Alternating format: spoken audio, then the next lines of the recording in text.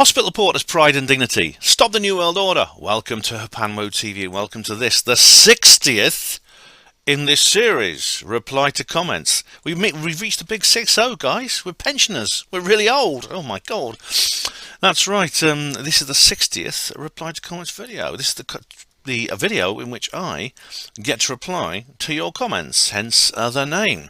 Now, the reason I am going to do this video is because you guys have left me comments on my videos, and I don't have time to reply by text because I'm getting so many comments these days, being a popular uploader that I am.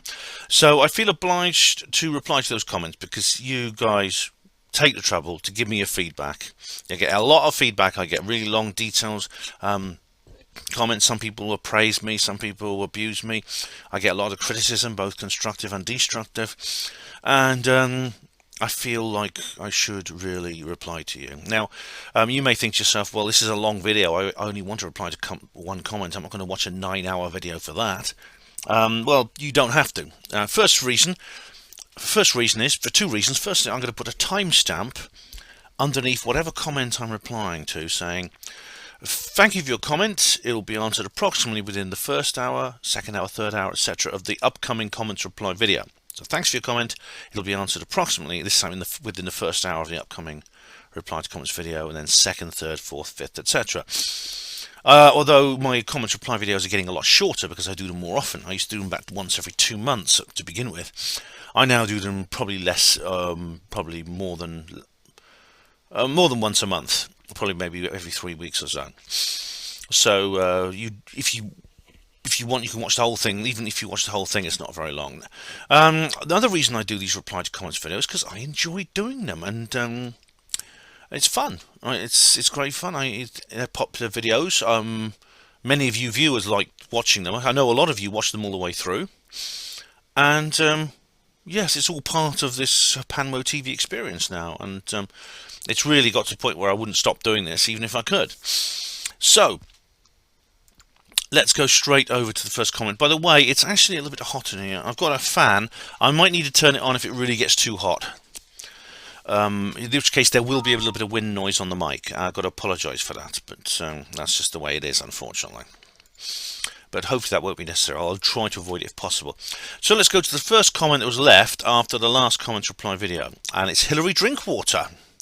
And it's on the Aerial Phenomenon live stream. Wow. And it is this. Hillary says, I was sitting at the bar the other day, warming me elbows, when I sensed another presence climbing onto the stool beside me.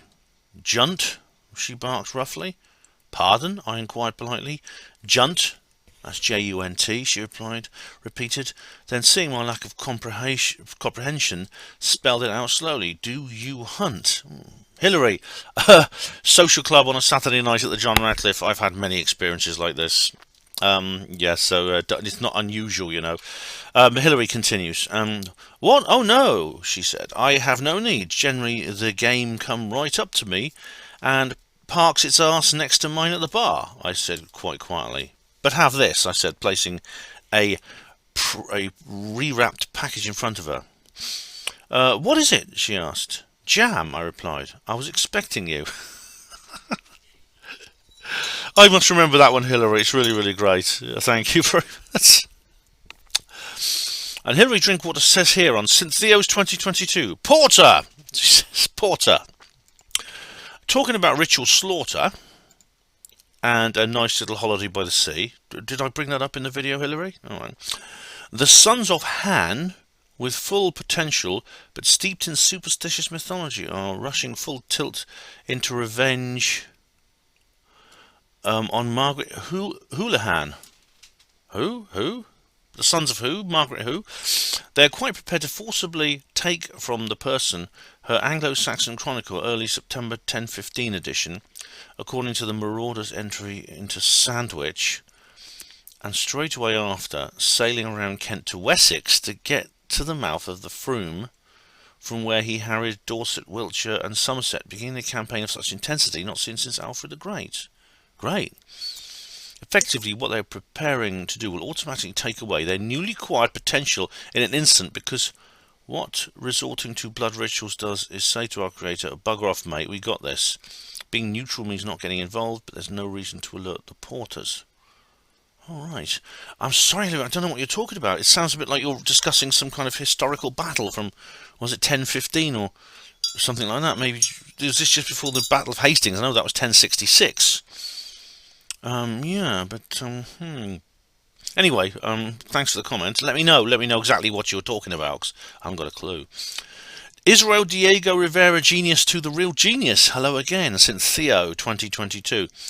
Have a look at the Queen's lighting for the beacon DNA ritual. Yeah, I saw that. Now, this is one of the few things I did see from the Jubilee, because the Queen did a sort of lighting ritual. It was all electric, it wasn't a real torch, but she put like a torch down to light what looks like lots of interconnecting lights. Excuse me. Right across the garden of Windsor Palace, Windsor Castle, and apparently went on to be reflected across the country. It was weird. It did look like DNA to me. Yeah, it did. Along with the famous UFO, the Red Arrows. That's probably the only thing I've seen. Okay, we have a spammer here. God knows what this is about.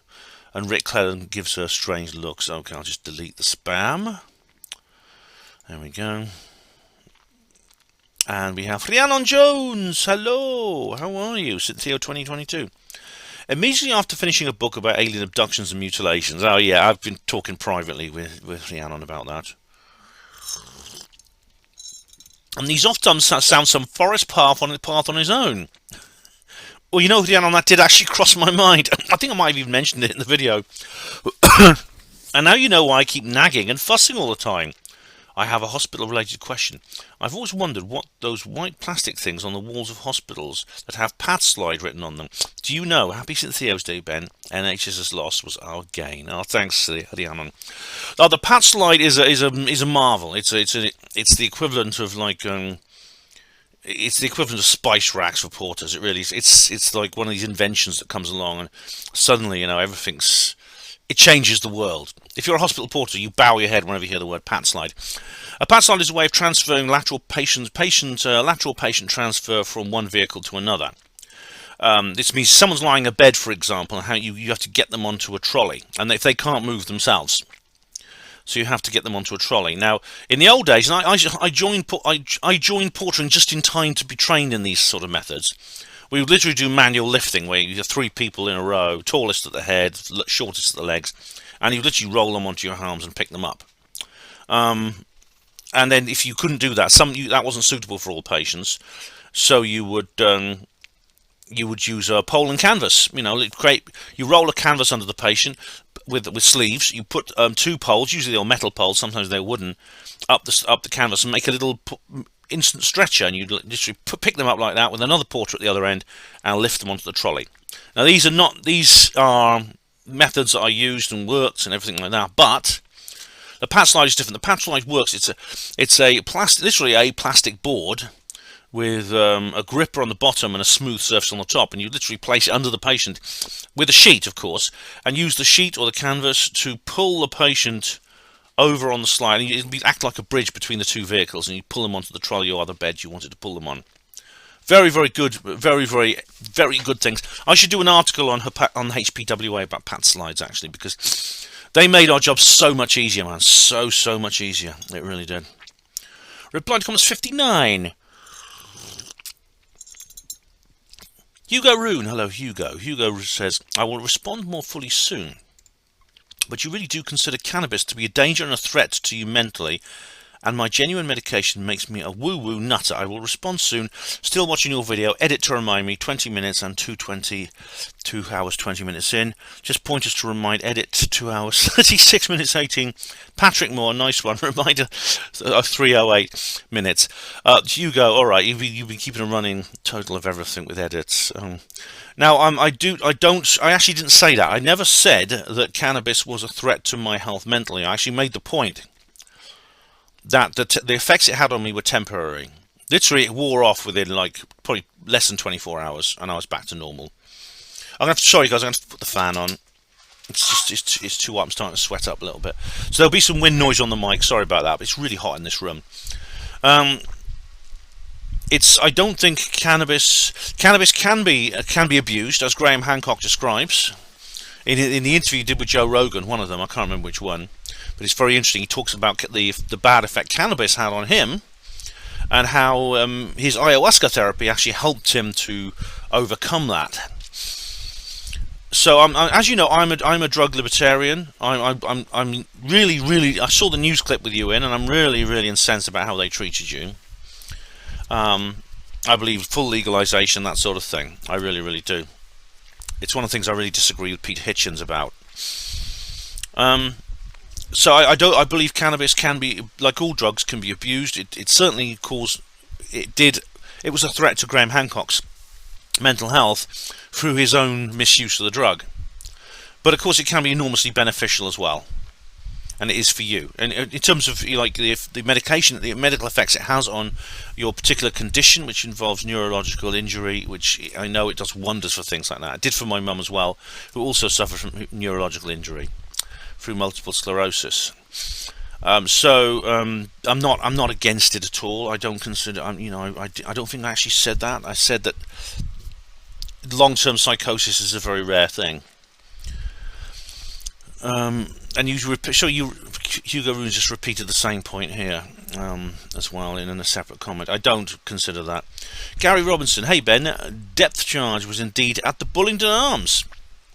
I remember Doggy, he used to run it. The O2 used to be called the Zodiac. That's right, the Zodiac. Yes, the Zodiac Club. Thanks for reminding me, Gary. Oh man, nostalgia city. I used to go there. See, I mean, my daughter. Funny, my daughter goes there now. It's called the O2 Arena, and it's like the one in London in Brixton where David Icke appears, but it's in Oxford. And it's much smaller. Excuse me. My daughter goes there now. She likes the kind of music they play there. It tends to be like hard rock and things like that. She's into that sort of thing. But I remember it very well. I remember seeing live bands in there. Oh, it was good. And the Bullingdon Arms, it was all right. There was this crazy Irish guy who used to run it, and then I think he sold it. Here we go. It was like, I suppose it was the nearest thing Oxford had to an Irish rebel pub actually at one point. But it sort of like it went a bit gentrified, and it had a big room at the back, which was a late club and stuff like that. But yeah, I might have met you. You know, I probably would have met you at some point. And the mumbler himself, Steve Mumbling, Kharkiv Steve, has joined us. Reply to comments 59. If Geddes Ward went to Egypt, he wouldn't be able to find the pharaohs at the bottom of the garden. And the crafty nihilist says, I love Neil, but that was funny. I think it's the nearest Steve Mumbling has ever got to being witty, I think, at that point, yes. We have Musketeer now in reply to comments 59. The request I made that you refused was to keep confidential the photograph of myself I was thinking of sending you. Nothing to do with the treatment of homosexuals, etc. in Russia. Check the difference between what I wrote and what you answered. Well, if I made a mistake, then that does happen, but you made a request that I keep confidential a photograph that I was sending you, and I didn't. I refused to keep it confidential. I don't remember that. No doubt you can show some examples of homosexuals, evangelists, or anti-vaxxers not persecuted in Russia. The point I made is you didn't, but claimed you had. Now, what I said was that I gave you an example of an individual which you could look up. He's a Canadian figure skater, and he was an Olympic medalist. You said you didn't have time to check things out. No, I don't, regarding my rebuttals of Raza after reading them in the last reply to comments video. Nothing to do with any debate, deleted thread on Neil Peel's channel. I don't know about Neil. You have to ask him about his channel. I haven't deleted anything like that on my channel. I was not rude to Raza. He ran away on Neil Peel's channel because I presented the same rebuttals. Did I say you were rude to Raza? You weren't on my comment section.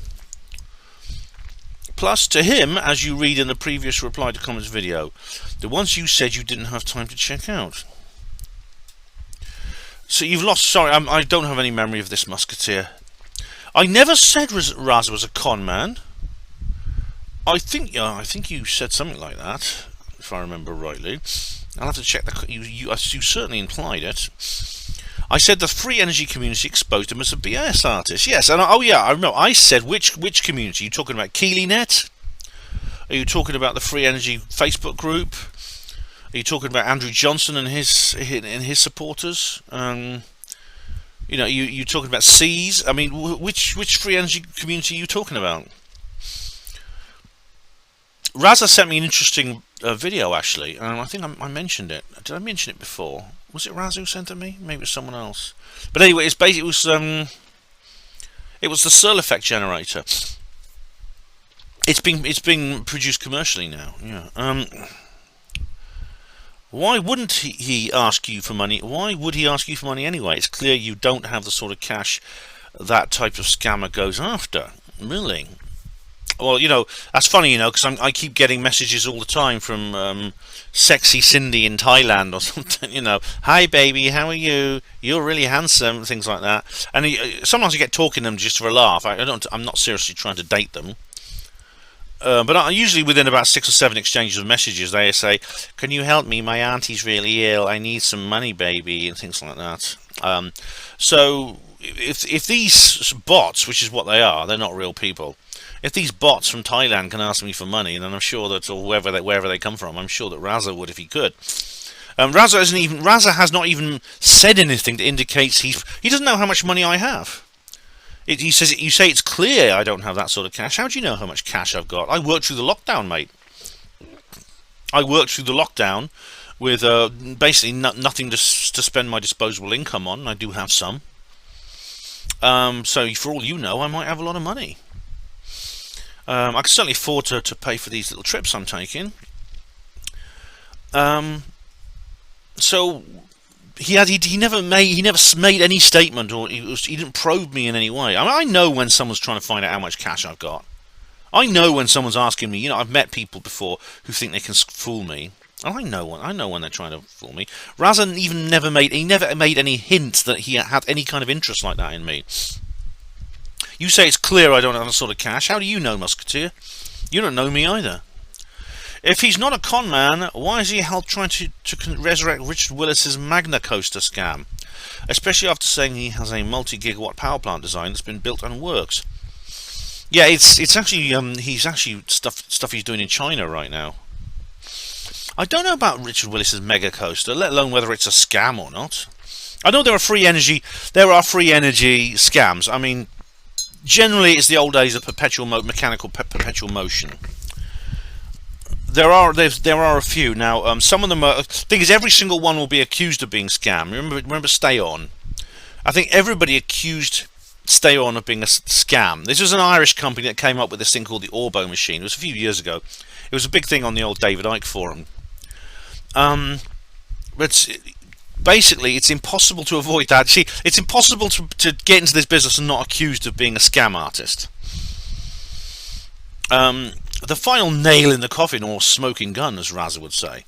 Have you seen Raza's website, 0 Point Institute? Yes, I have. Go to the products page. I have the actual. If you look at my interview with Raza on HPANWO Radio, you'll see a link to that website on there and his YouTube channel. Interesting, he's pretending to build windmills when he has this working free energy gigawatt power station design. Have you never heard of a cover story? Some businesses do that, especially businesses that work in controversial areas. It's not necessarily suppression, but they often have like a sideline which is less controversial. I say pretending because if you do a Google image search on the photos, cars, hydro, windmills, bikes, scooters, etc., they're all stolen from other companies' websites. Well, or maybe they're just generic images that all those companies use. Things you can just, you can grab from Google Images easily. I know a lot of businesses that do that, Musketeer.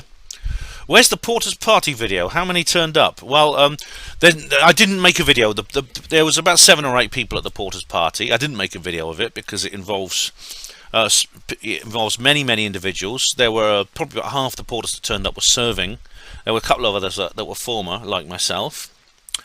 Retired porters, and therefore I don't want to jeopardize their identity. I don't think even being associated with me might not be a very, very good idea. Woody Black 2 weeks ago, in reply to comments 59, asked, where can I find your flat earth debates? And I post a link to the various flat earth debates I've done in, I actually did it in I actually did it as text, but there's loads. There's quite a few here. There's one here on HPANWO TV. And HPANWO Radio Podcast 177.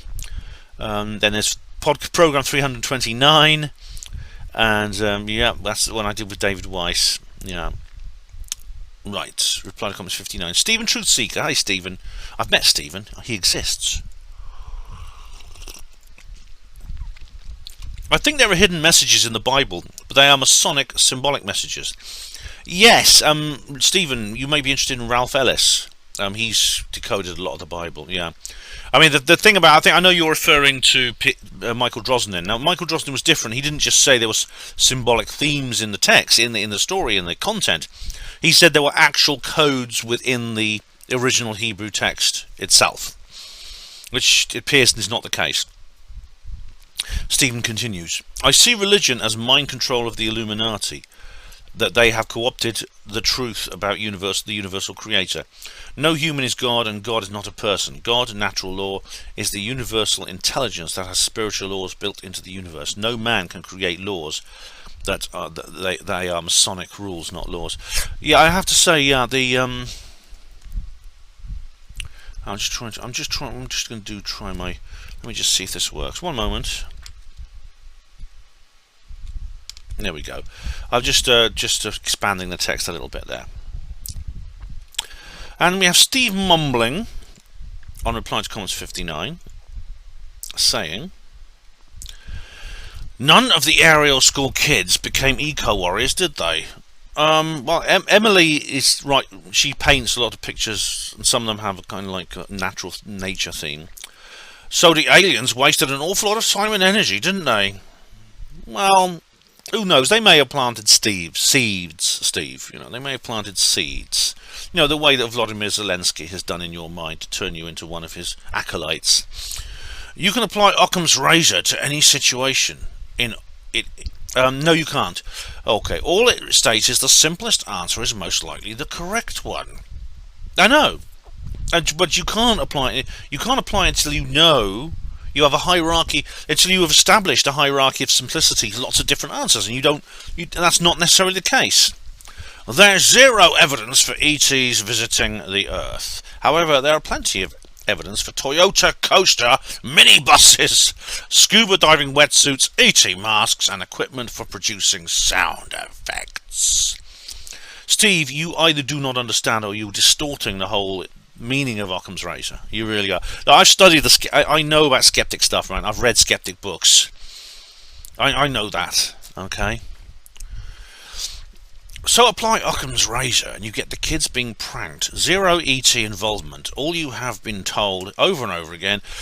Oh, wait a minute. So you apply Occam's razor, you get the kids being pranked. Only if you apply the clown's day off fallacy, which is what you're doing. You're essentially saying.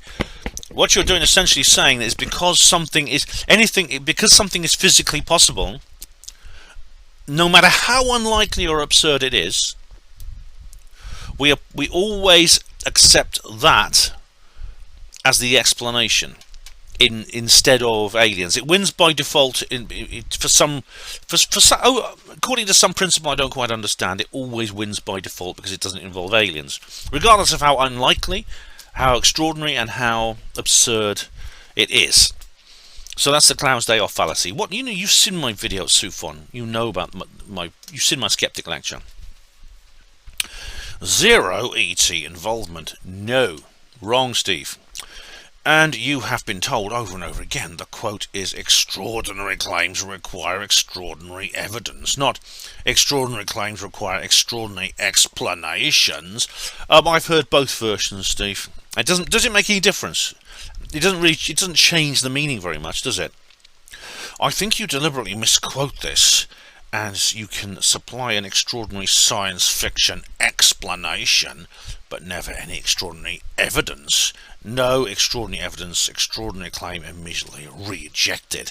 No, Steve, I don't misquote it. I've heard both versions, and also, indeed, both versions still get a laugh from a skeptic audience. When Neil deGrasse Tyson said it, everyone in the audience laughed. Oh, bloody hell, or they went, wow. So, and you don't think it makes the actual difference, explanation, evidence? It doesn't really make a lot of difference, does it? In terms of meaning. David Smith is good. I think David, is he going to be sarcastic now? Let's have a look. Ben keeps repeating it without addressing it. No, I've just addressed it, David. I think I've heard him address it once, and that was when he messed it up and tried to say that even the simple claim of getting a dog required extraordinary evidence. Oh God, I know what you're talking about. I used some kind of metaphor. I can't remember what it was, David. I'm sorry. The disconnect is apparently that mundane everyday things like Toyota minibuses existing and people getting dogs is just as mundane as aliens popping down to scare some kids in Ben World. And both types would require extraordinary evidence. Oh, I remember now. Yeah, I remember now. No, I stated, again, this is like the radio. I talk about fixing a radio in my Sufon lecture. I just said, these things, you assign a hierarchy of likelihood to certain things. So you say, well, it's more likely it was a Toyota minibus with some guys with wetsuits and sound effect machines. That's more likely than it being aliens. When you don't know how likely is this rather strange combination of mundane events occurring is compared to extraterrestrials landing. Especially when there's so much positive evidence for the presence of extraterrestrials as well. That's what I meant. I don't think I messed that up at all. The thing is, he carries on, there is complete lack of extraordinary evidence for so many of the claims Ben has promoted. Not true. As a skeptic, I don't have to offer evidence that aliens haven't been there. Just examine the claims and evidence being presented and see if it fails to meet a good standard of such a claim. No, look, I've never, as I explained in my Sufon lecture, I'm not trying to reverse the burden of evidence. All right, this is a mischaracterization of woo-woos. Well, they always say you can't prove aliens don't exist either. You can't prove they don't exist. And as James Randi very wittily used to put it, when he did his lecture in Australia, he said, "I can't prove that you can, if you throw a reindeer off the top of the Sydney Opera House, it won't fly. I can't prove that. I could throw 100 reindeer off, and they're all going to fall to the ground. But the 101st one might fly." I'm not trying. I understand about the issue with the burden of evidence. I think most woo-woos do as well, David. So I don't think you can apply that to me. I know you don't have to offer evidence that aliens don't exist. I know you don't, or haven't been here. If there was no evidence they didn't exist, that would be the end of it as far as I'm concerned. I just have to say, okay, you say there's no evidence we're being visited by aliens. There's no evidence, therefore, yeah, you're probably right. However, when evidence actually does exist that we're being visited by aliens, you do have to explain that. As a skeptic, when there's lots of evidence that we're being visited by aliens, and you say there's not, it's weather balloons and seagulls and little plastic bags blowing in the breeze, you're making a positive claim, not a negative claim, a positive one. Therefore, you do have to defend that. He carries on. That's it, done. Believers aren't happy about that. Too bad. No. Too bad. You've overturned the way scientific consensus works and have a world where people run around believing all kinds of crap, bad enough as it is, brackets, or you keep trying to gather good evidence.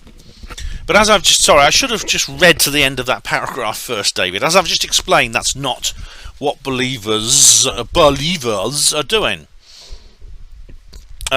He carries on. The James Webb telescope is almost up and running, so who knows what will happen after next month. I'd love them to find evidence of another race, or even just another potential planetary candidates for life. Trust me, Ben, the skeptics I know aren't worried about the new world-altering discoveries being made. A lot of us really want them. Well, I think some do.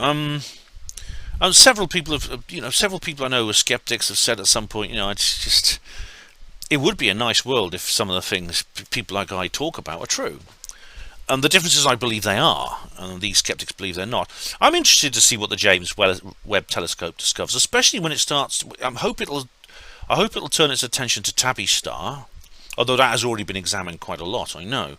It's certainly by the Kepler telescope that first discovered the anomaly. But I say I've done. You know my SETI talk, and I'm giving you a lot of references to past live lectures. But I think the success of SETI is virtually guaranteed. It's just a matter of time. That doesn't distract from it doesn't actually nullify the point I made about SETI, which is that SETI is essentially looking for something in distant stars that already exists.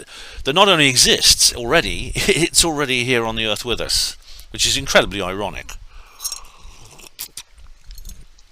Okay, that's actually quite a good comment there from David Smith. Better than his usual ones. No sarcasm. Reply to comments 59. Steve Mumbling says, I give up on Geddes Ward. There's an old saying, you can't argue with stupid. Well, then why is it, Steve, you continuously argue with people you think of as stupid? Because that's what you do. David Smith says, you can, but it gets frustrating. They either use mental gymnastics to sidestep your points, or they outright refuse to accept logic, stroke reason, stroke reality. I can't speak for other people. I don't think I do that. If you're referring to me, David, I don't think I do that. I think I don't do any of those things. I answer your points and Steve's as wholly and as rationally as I can. Reply to comments 59. Stephen Truthseeker. Ben, I don't think the Lily White Boys were a secret society. I think they might have been somehow people from another world trying to raise energy from the earth to help with the spiritual awakening. All right. Well, maybe they were. Maybe, I mean, oh yeah, I'll have to go back to my Weird Weekend video, but yeah. Stephen, Ben, Wi-Fi energy is very damaging. That surprises me. You think 5G is safe? Well, I'm not 100% sure yet, Steve. However, I have been looking at. I haven't made up my mind on this yet, but I think the stuff that Barry Trower talks about is it's not just like the skeptics coming out and debunking it. It's other people as well. I'm not going to completely make my mind up on this just yet, because I know I could be wrong. But the actual nature, the actual frequency, the amplitude, the wavelength of 5G, it's actually not like microwaves or something. It's different. I can't remember the details. Reply to comments 59. Stephen Truthseeker. Liverpool fans always boo the national anthem and sing "You'll Never Walk Alone" over the top of it. I don't know if they did boo Prince William at the Cup final last month, but if they did, I reckon the chaos at the Champions League final was punishment for our fans. This is the type of thing the Illuminati would do for revenge. Yeah, you described what happened, and it was deliberate, Stephen. I think I've seen the video Paul Joseph Watson puts up. It's very obvious that it was a complete setup. They were deliberately keeping the fans out, which caused all the trouble in the first place. So when I said there was a riot, obviously it was the French authorities that caused it. Because you turn up with a ticket and you can't get in, you're going to get angry. Of course you are. Reply to comments 59. Stephen Truthseeker. That dream that Gary describes, around 2 hours and 58 minutes, could happen in our future. Scary stuff. Oh, was it Gary Robin? Oh, blimey. 2 hours 58 minutes. Someone did describe a dream, wasn't it? What was it? Oh, the towers. Yeah, the towers with the people standing on top of a tower. Yeah, I remember. Yeah, it did look worrying, and of course, these are not necessarily predictions, but they're warnings, and sometimes our subconscious does, or our higher self communicates us with us in that way. Reply to comments 59. TK. Hi, TK. All of the mainstream physicists in the world are wrong, blind, and dogmatic, while this brave, spectacularly unqualified non-physicist is right. Okay. Dearie me, how you skeppers, you just love to polarize things, don't you? You really do. You really do. You're talking about me, aren't you? Or someone like a woo-woo is right. So all the woo-woos are right, all the mainstream physicists are wrong. I didn't say that. That's what I mean by polarization and marginalization. I think some physicists are wrong. I mean, I've listened to what they've had to say. I've listened to the other side of the story from people who are not necessarily unqualified either. Some of them are very, very actually dogmatic and ignorant, like Professor Brian Coxhead. But I'd rather you actually were a bit fairer with me on that. I think, TK. Reply to comments 59. Are you sure it's people who don't believe it's aliens that are raising the bar? It could be people like you who are lowering the bar. You mean to say that when something comes along and there's no evidence it's aliens, I then lower the bar so that the evidence then does from a previous standard of acceptance to a lower level, so that the aliens, that it can actually get over it, and then I accept that it's aliens. Oh, could you give me an example where you think I've done that? Because I wouldn't want... If I have done that, it's possible I've done it without thinking, subconsciously, as a part of my bias, as a subconscious action as a part of my bias, because, you know, we all have biases, TK. I admit that. The difficulty is some people don't admit that. People on both the woo-woo side and the skeptic side who have bias don't admit it. So please give me an example where you think I've done that. TK said here, on reply to comments 59, someone has gone forward in time, really? So do they answer you before you finished asking them? Well, Valery Polyakov, you see, Valery Polyakov's journey into the future was only 1.8 milliseconds. But he did go into the future from his 13 months on the Mir space station. Between 1995 and 1996, that's a long. He did spend 17,000. He was going to 17,000 miles an hour around the Earth for all that time. So he did have a journey into the future. Yeah. David Smith. I go forward in time every day, usually by about 8 hours on a good day. Oh, if you're talking about notional time, David, I think I've gone forward several years before, rather than I should have done. I really should. It's depressing, actually, because, like, you know, as Ian R. Crane says, you know, we're getting 16-hour days now. We're getting 3-day weeks. We're getting 1.5 week months. And we're hurtling. Time is hurtling forward, which means I'm going to be dead soon. Depressing. TK says, I think I go forward in time too, usually about 24 hours a day. Oh, well, that's the usual pace. Yes, I'd like notional time to slow down a bit, actually, so I can just enjoy life a bit more and have a bit more of it. Yeah. Anyway, Stephen Truthseeker says, when replying to comments 59. Ben, I think your judgment is clouded because you worked for the NHS. In the end, NHS treated you like shite and they got rid of you, probably because they didn't want trouble, makers blowing the whistle on them. Think about it, Ben. You never was given a proper reason why they sacked you. Someone somewhere in the future knew in the future what was coming down the line with COVID vaccines, etc. Yeah, I mean, that's true, what you said about that, but if my judgment is clouded, I don't know what you mean about my judgment being clouded, because I've never denied anything like that. I've never denied the NHS didn't treat me like shite, because they did. So I'm not sure what you mean by that, but apart from, you know, just imagine I'd been in there now with all this COVID stuff. What do you think I would have done? Can you just imagine what it would have been like? You can just imagine what, you know, I would have been kicked out probably anyway, but for another reason. But I would have been in there, like, leading the charge against the whole thing with these 200,000 NHS employees who refused the V word. Oh, now we have Weird Weekend North Part 1 of 2, and Stephen Truthseeker says at 3150, looks like an entity in the art banner next to the bus stop. Let's have a look, Stephen. Stephen Truthseeker again. Picture. It's I don't know what that is. It's some kind of weird.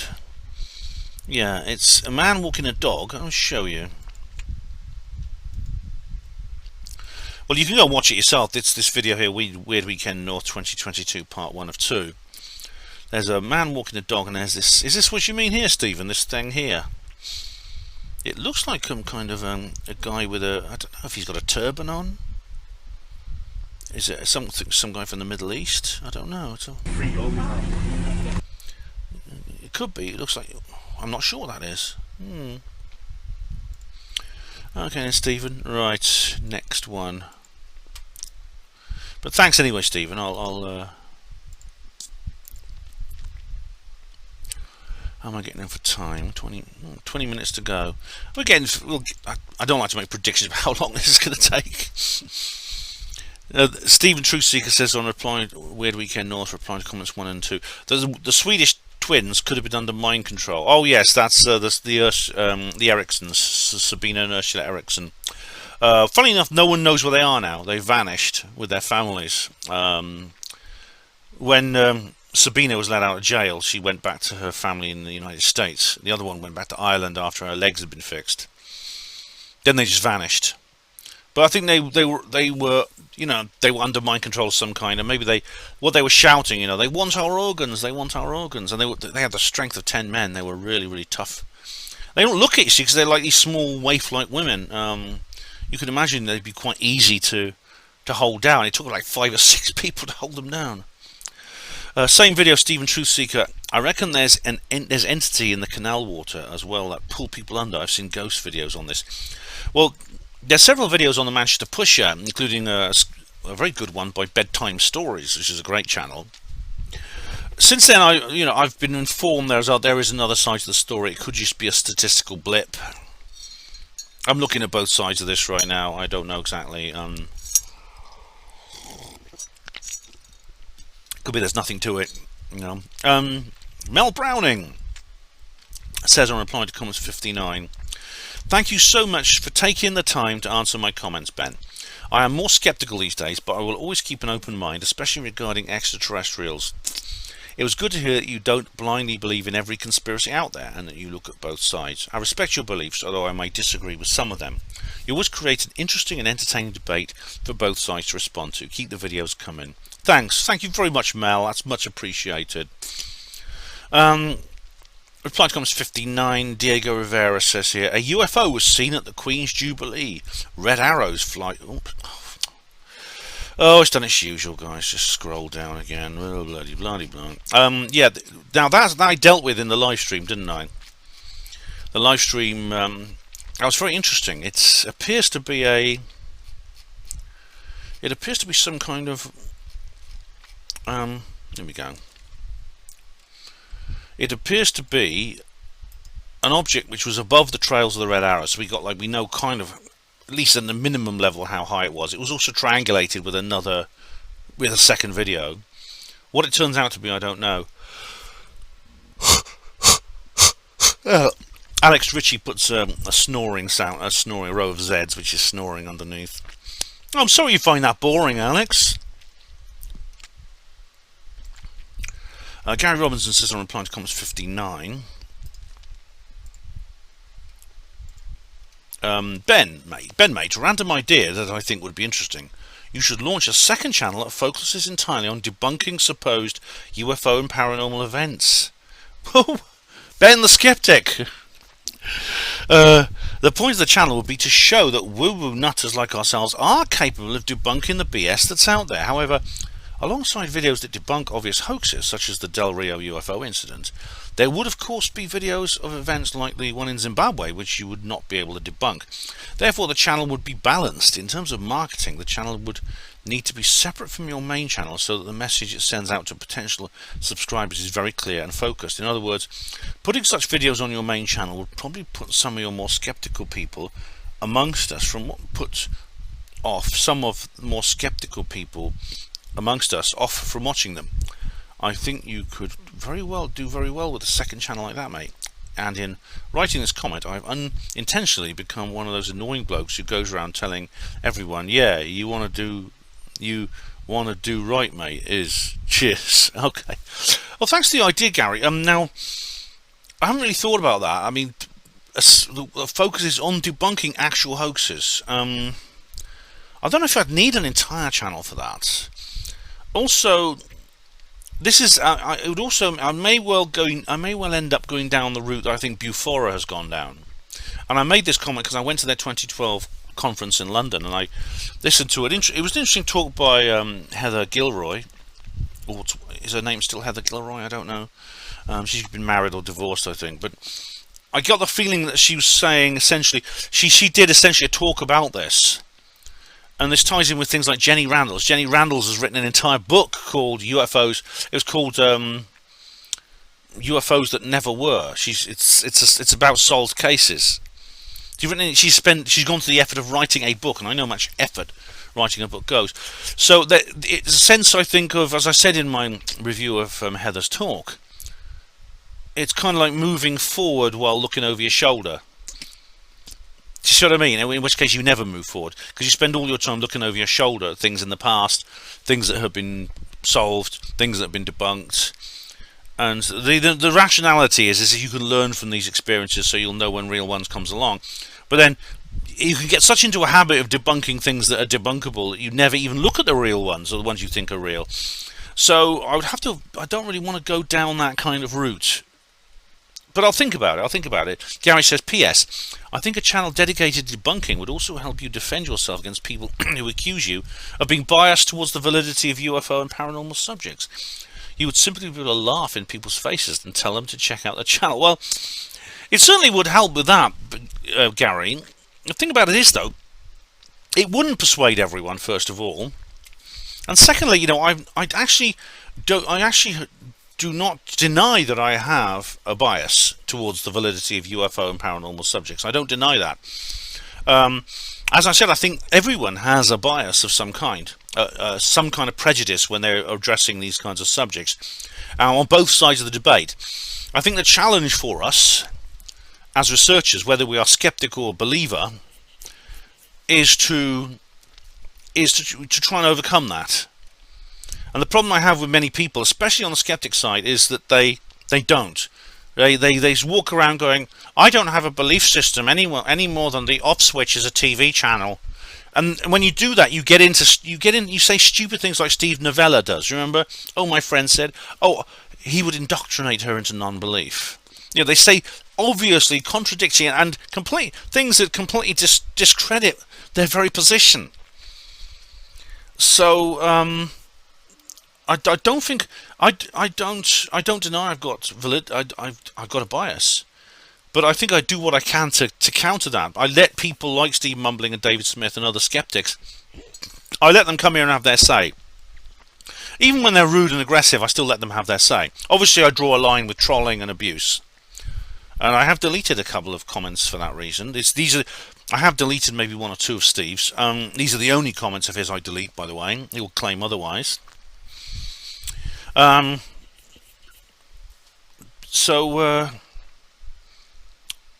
I'll think about what you said, I will. Gary says here, hi Ben, in regards to my comment about how it will be very hard to get countries like Mexico to go cashless because of the limited internet and telephone service. Well, this week we finally got a fibre optic internet. It only runs at 30 mg, but it's much better than the cell phone modems we've been using that only run at 10 mg. But mostly only get around 2 to 3 mg. We only got the fibre optic, however, because my father-in-law got talking to some Telmex engineers randomly in the street. Oh, God. Telmex, which is the only phone company in Mexico, is run so badly in this city, you wouldn't believe it, mate. All right, so he got talking to them in the street. So this is how you get to the closest you can get to to high-speed fibre in Mexico. It's who you know. I'm sure maybe other Mexicans have been in this situation. They know that when these guys go past, you go over there and you talk to them, and that helps. But I hope that makes your internet experience a bit better. Obviously, I don't want Mexicans to be cut off the net any more than I want, people on St. Helena to be off the net. But being cut off from this global village does have its advantages for the negative side. Gary says here in reply to comments 59, in regards to the ayahuasca retreat, Ben, my wife is going again in 2 weeks' time and wants me to go with her. I've put a lot of thought into it, and honestly, I'm not sure about it at this point. Some people's accounts that I've seen online, and even some of Graham Hancock's more intense accounts, frighten me somewhat, to be honest. But I'm still seriously considering it. Apparently, they offer an alternative DMT trip at the retreat, which uses a substance they extract from a frog. It gives you a 20-minute DMT trip that is very similar to the ayahuasca experience, only more intense. The missus says she's going to try that this time around as well as the regular ayahuasca drink. I really get the feeling she is using it as a tool, which is a good thing. I'll let you know how she gets on. Oh, thanks. Thanks, Gary. Let me know how you get on too. I think you mentioned something about it. I can't remember. Was it during the live stream? Because yeah, it is. I could understand why you're a bit nervous. I mean, I think I would be in your situation. I'd feel a bit like an astronaut about to go into space, and I'd be walking up the launch pad, thinking, "Oh my god." um, it is. It is. It's not called. It's called psychonautics for a reason. It is a journey you're going on. It's an adventure, and it takes courage. Watch the bufonine. This is this stuff you get. This is a substance you get. Some frogs actually have a substance on them called bufonine. It's actually in their skin, and it can actually be highly poisonous in large enough doses. But in smaller doses, it can give you like a bit of a high. Gives you a bit of it has like a psychedelic effect. But I'd be curious to know. I mean, she's already your missus has already done it once. She wants to go back. I think at some point you're going to have to go with her. I mean, it's the kind of thing you probably need to share.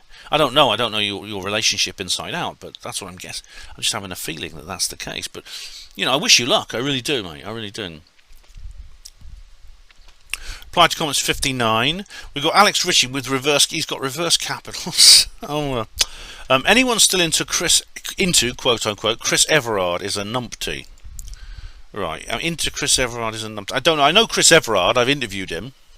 I think his videos are pretty good. The Illuminati and Spirit World and Secret Space. Is he? I don't think he's a numpty. I know he's controversial and he has his people who disagree with him. I don't agree with everything that's in his videos. I think he's a bit paranoid about copyright, but I don't think he's a numpty. Anyone still into Chris Everard? Yeah, I still watch his stuff. I mean, I don't subscribe to Enigma channel, but I go over his old videos at times. I've got a number of his DVDs. Reply to comments 59. Alex Ritchie. Watch out for the crystal spiders above your doorway.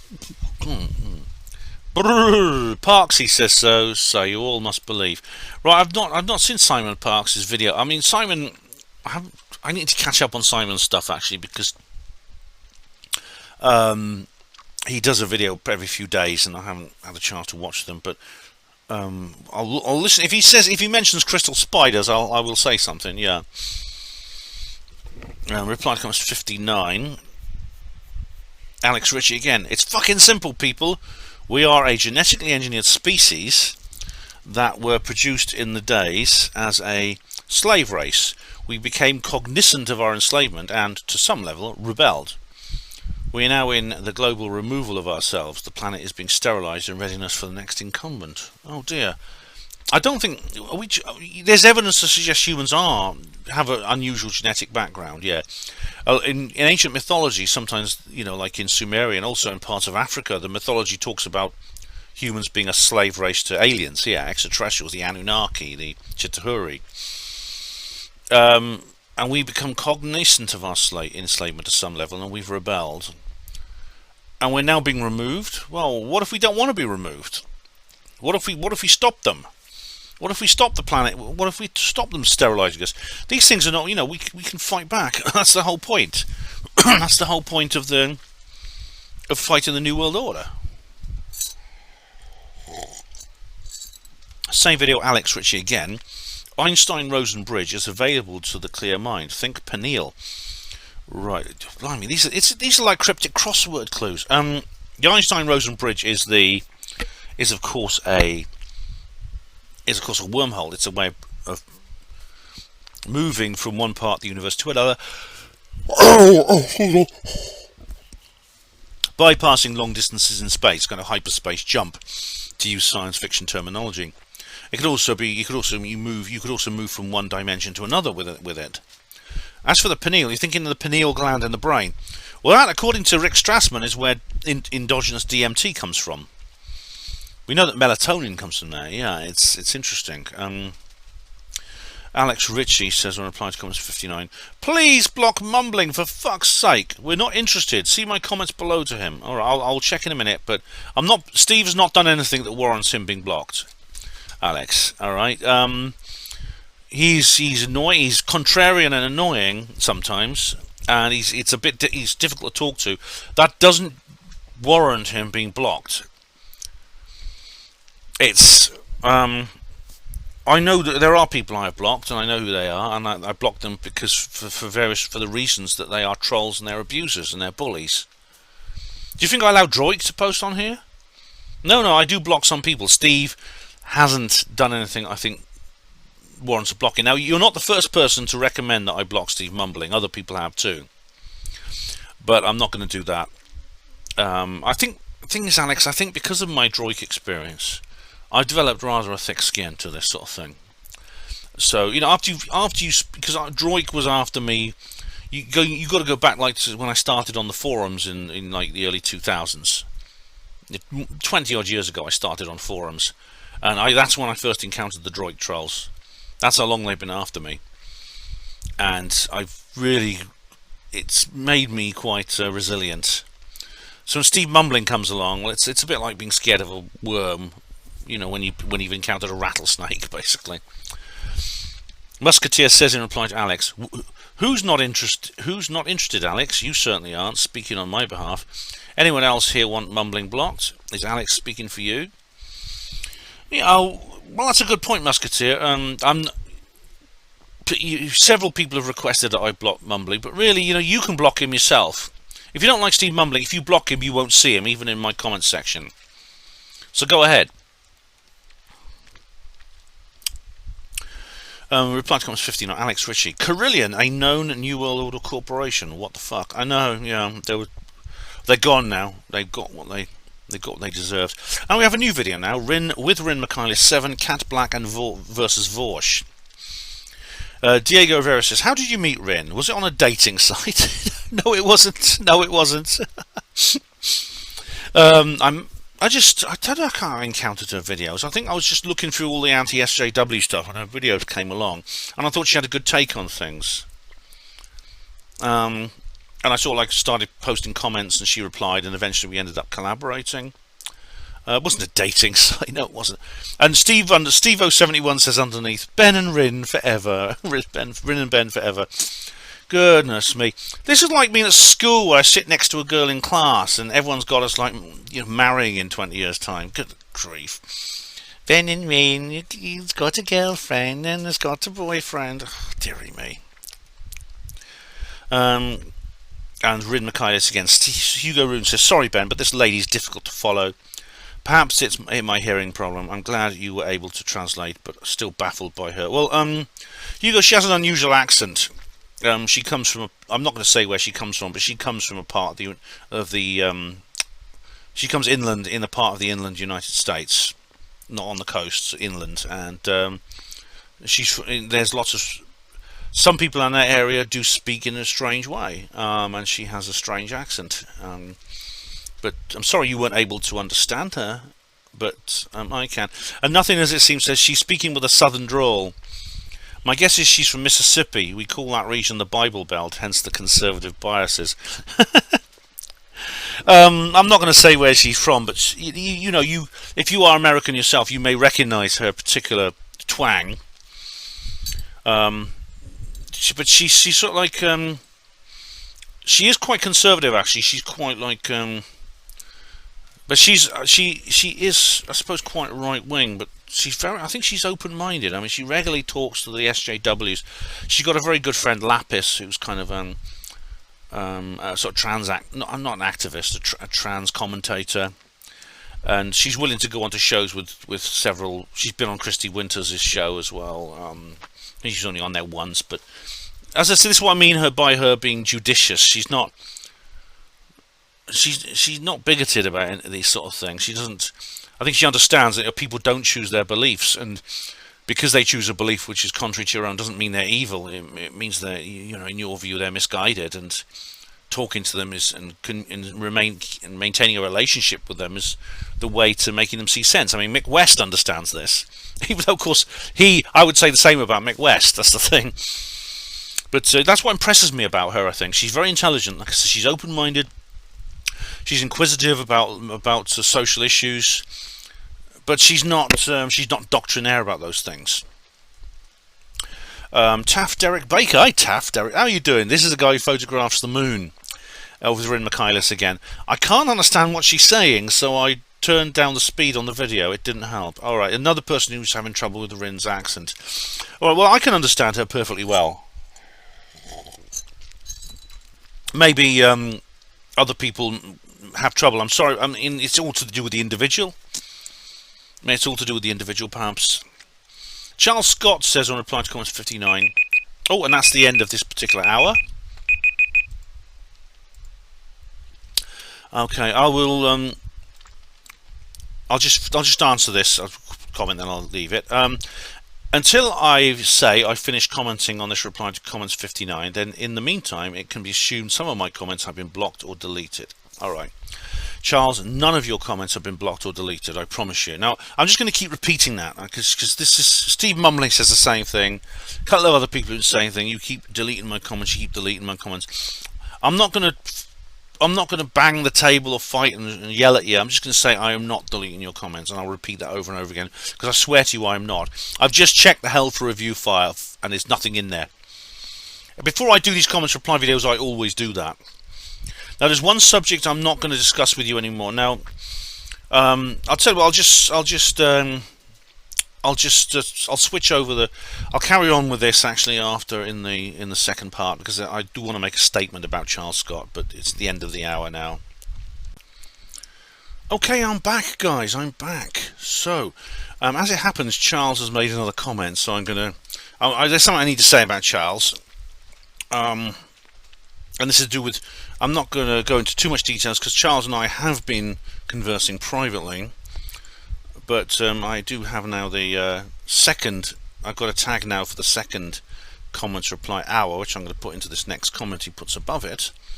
This is a reply to comments 59. He says here, I noticed, Ben, you have sometimes turned aggressive, irritated and dismissive of my comments in your reply to comments 58 part 2.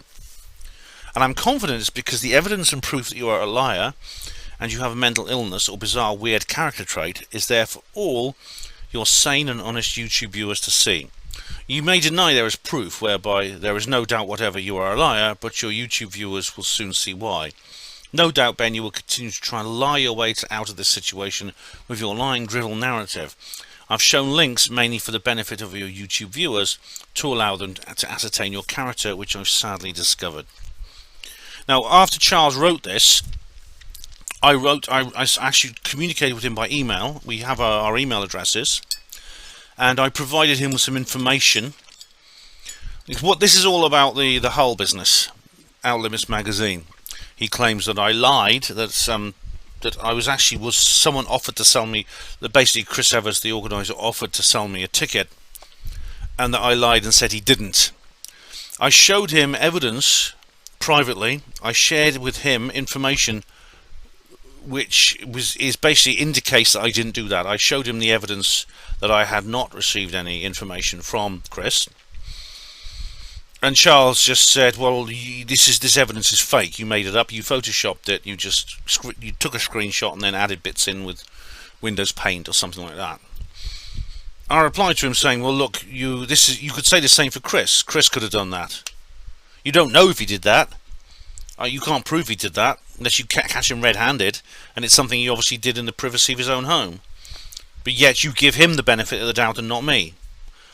And Charles responded with I won't tell you what he said, but suffice to say, I then wrote back privately and told Charles I didn't wish to discuss this matter with him anymore. I think he's judged me a priori, and he's condemned me a priori. I believe that any further information I could gather and to prove my innocence in this matter, he would ignore. So I said, in that situation, there's not a lot you can do. There's not a lot you can do except end the subject, and that's what I'm going to do. So I actually did inform Charles by email that I would no longer read out comments on this matter from him in the comments reply videos. I'm not going to delete comments he posts on this subject. Other people can read them if they want. But suffice to bear in mind that I have tried to vindicate myself, and he has ignored me. He has basically dismissed what I've said, almost thoughtlessly, without even considering it. Yet the evidence the other side has produced, he accepts with exactly the same lack of substance and substantiation. So that's the thing. I'm not going to delete his comments. He will probably accuse me of continuing to delete his comments, just like Steve does. It's kind of like it's become a bit of a trope now. But I'm not going to delete his comments. But I will not read any comments Charles posts on this subject on the comments reply videos. Charles, if you post a comment on another subject, I'll happily address that in the comments reply video.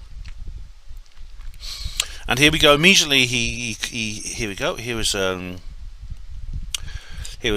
comment immediately that I'm not going to read out.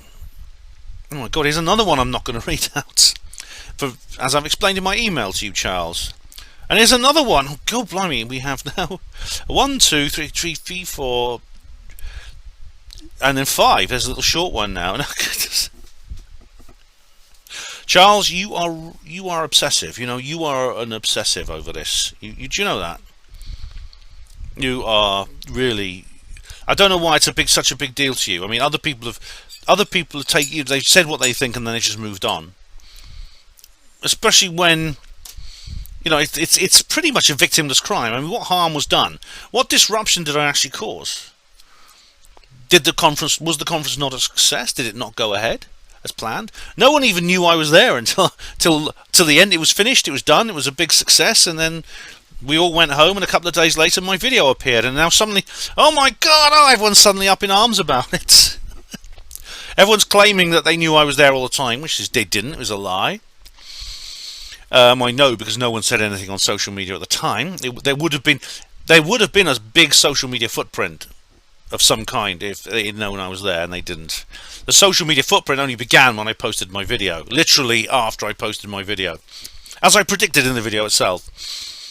But so, Charles, you know, I'd like it. You know, if you want to talk about another subject, I'll be happy to discuss it with you, and I hope you will, because I liked your research on Roswell and the Nimitz footage is very good. TK said this is Rin McKinley again. I'm not a subscriber, but this video was suggested to me by YouTube. #shadowban my arse. Right, really? You don't sub to me, TK. How often do you see? It's not. You don't have to sub necessarily to get these videos in the algorithms. Now that is interesting that you did. That's probably good news, actually. And it's possible my shadow ban has been lifted. I don't know. However, there's no doubt that in the spring of 2016, my viewership dropped by about 2/3. That's an absolute fact. I've done a whole video about this, showing you the statistics. And what's the explanation for that? BZ Garson said underneath, it was suggested to me as well on my YouTube homepage. #shadowban horseshit. Musketeer said underneath, suggested to me too. #no conference or shadow banned. Well, you know, if for some reason the algorithms have decided to give me a bit of a go, even if it's only limited, it's possible I am only partially shadow banned now. Good. Well, that's good news, guys.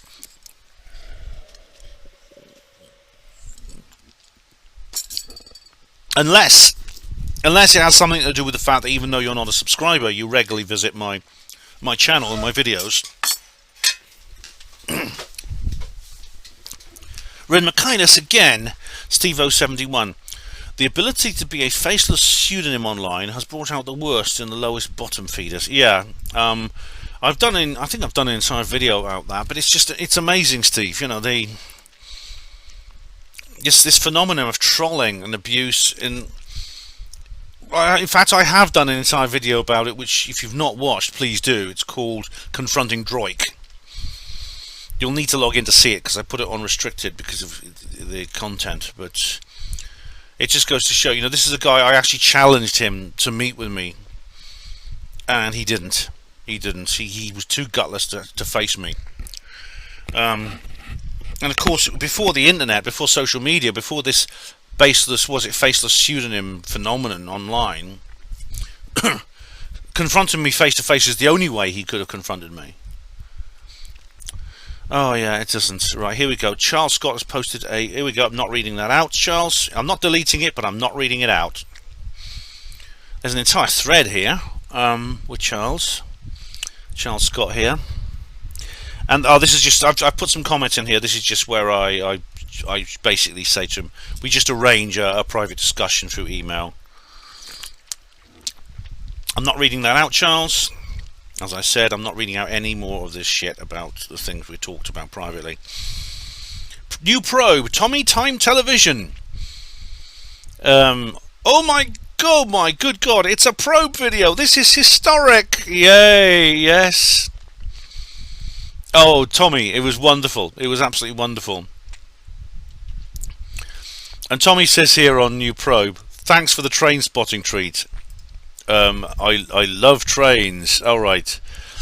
These ones. All right. Here we go. Oh, this is where I was filming. Yeah, I was filming trains going past. Yes. So that's it. It's of interest to train spotters. My videos, or that might not surprise some of you. And Triple T says here again on New Probe, I noticed at Preston Station the announcer is no longer human but a recording of a voice. Oh, damn it! I never noticed, Tommy. But that's horrible. That's horrible for a station which has preserved so much of the traditions of railways. You know, it's kept its original architecture and stuff like that. It's really a lovely station, and they've done away with the human announcer. They just have the next train on platform 1 is a. It sounds. I hate those damn voices. I really do. You know, when I used to go and see Sewer Stain, there was one of the announcers on Derby Station. I remember had a beautiful voice. Tommy Time Television says on New Probe, damn, I cannot find the probe video where you impersonate a South African landlady. No, the only water here. All right, yeah. Oh, Tommy, it's one of my probe videos, and I can't remember which one. I'm not going to find out now. Sorry, you have to search yourself. But it's Mrs. Terre Blanche. Yes, I went in there, and this is in 2007. Actually, I did this. I don't think I made a video of it, but this is actually when I first started HPANWO TV. But I went there with this person. It was really, really miserable weather, and she turfed. She wouldn't let her come in with chips. It was just really, and this was now a few years later. I think I did mention this in the video. What you're talking about here happened a few years later, actually. I went in and I said, can I have a glass of tap water? And she said, no, the only water in here is water you have to buy. And I said that I'm pretty sure that's illegal. It is, actually. I mean, I don't know what the rule. There's probably some bylaws, but I think she has to. If I ask her for a glass of tap water, I think she has to do that. I think she has to. I think she really does have to serve me with just a glass of water from the tap. A person goes to OLM, the Crafty Nihilist. Hey, how you doing, Crafty? Please do more videos dressed as David. He's brilliant. Oh, Crafty, I'm terribly sorry, but I think David is a one-off. I'm sorry, I really am. It's if it's really, really requested by, I'll have to buy another costume because I've actually disposed of a lot of the costume. But I'm really glad you enjoyed that. I really am. I have made some memes. I've made a few memes. Just pictures, because it's one of the shots that were taken. I put David, and I have a message from David above it. There's a picture of me there dressed as David. Oh, we have an old video now. Jay Posadas and the Alien Communists, and it's someone called No Passaran. It's not Kevin Logan. And he says here, I shared one of these Posadas memes with the Chad alien and the cringe guy dragging himself across the ground. And I see that was a very good one. Yeah, I mean, you saw if you watch in the video, I show you in A.M. Gitzlitz's book called "I Want to Believe: Posadism, UFOs, and Apocalypse Communism." The film is kind of a review. Of that book. It's been reviewed by many people in sort of left-wing circles. I think I'm the first person to review that book, and the only person so far from the ufological side. And they have loads of Posadas since about 2017 or so. Posadas has kind of been resurrected in meme land because of his interest in dolphins and nuclear war, UFOs, and things like that. They're very, very funny. So check out that video if you've not seen it. Actually, I'll just go. Let me just go. I'm going to forget if I don't do this. Let me go to some of my preserved comments. Let's have a look.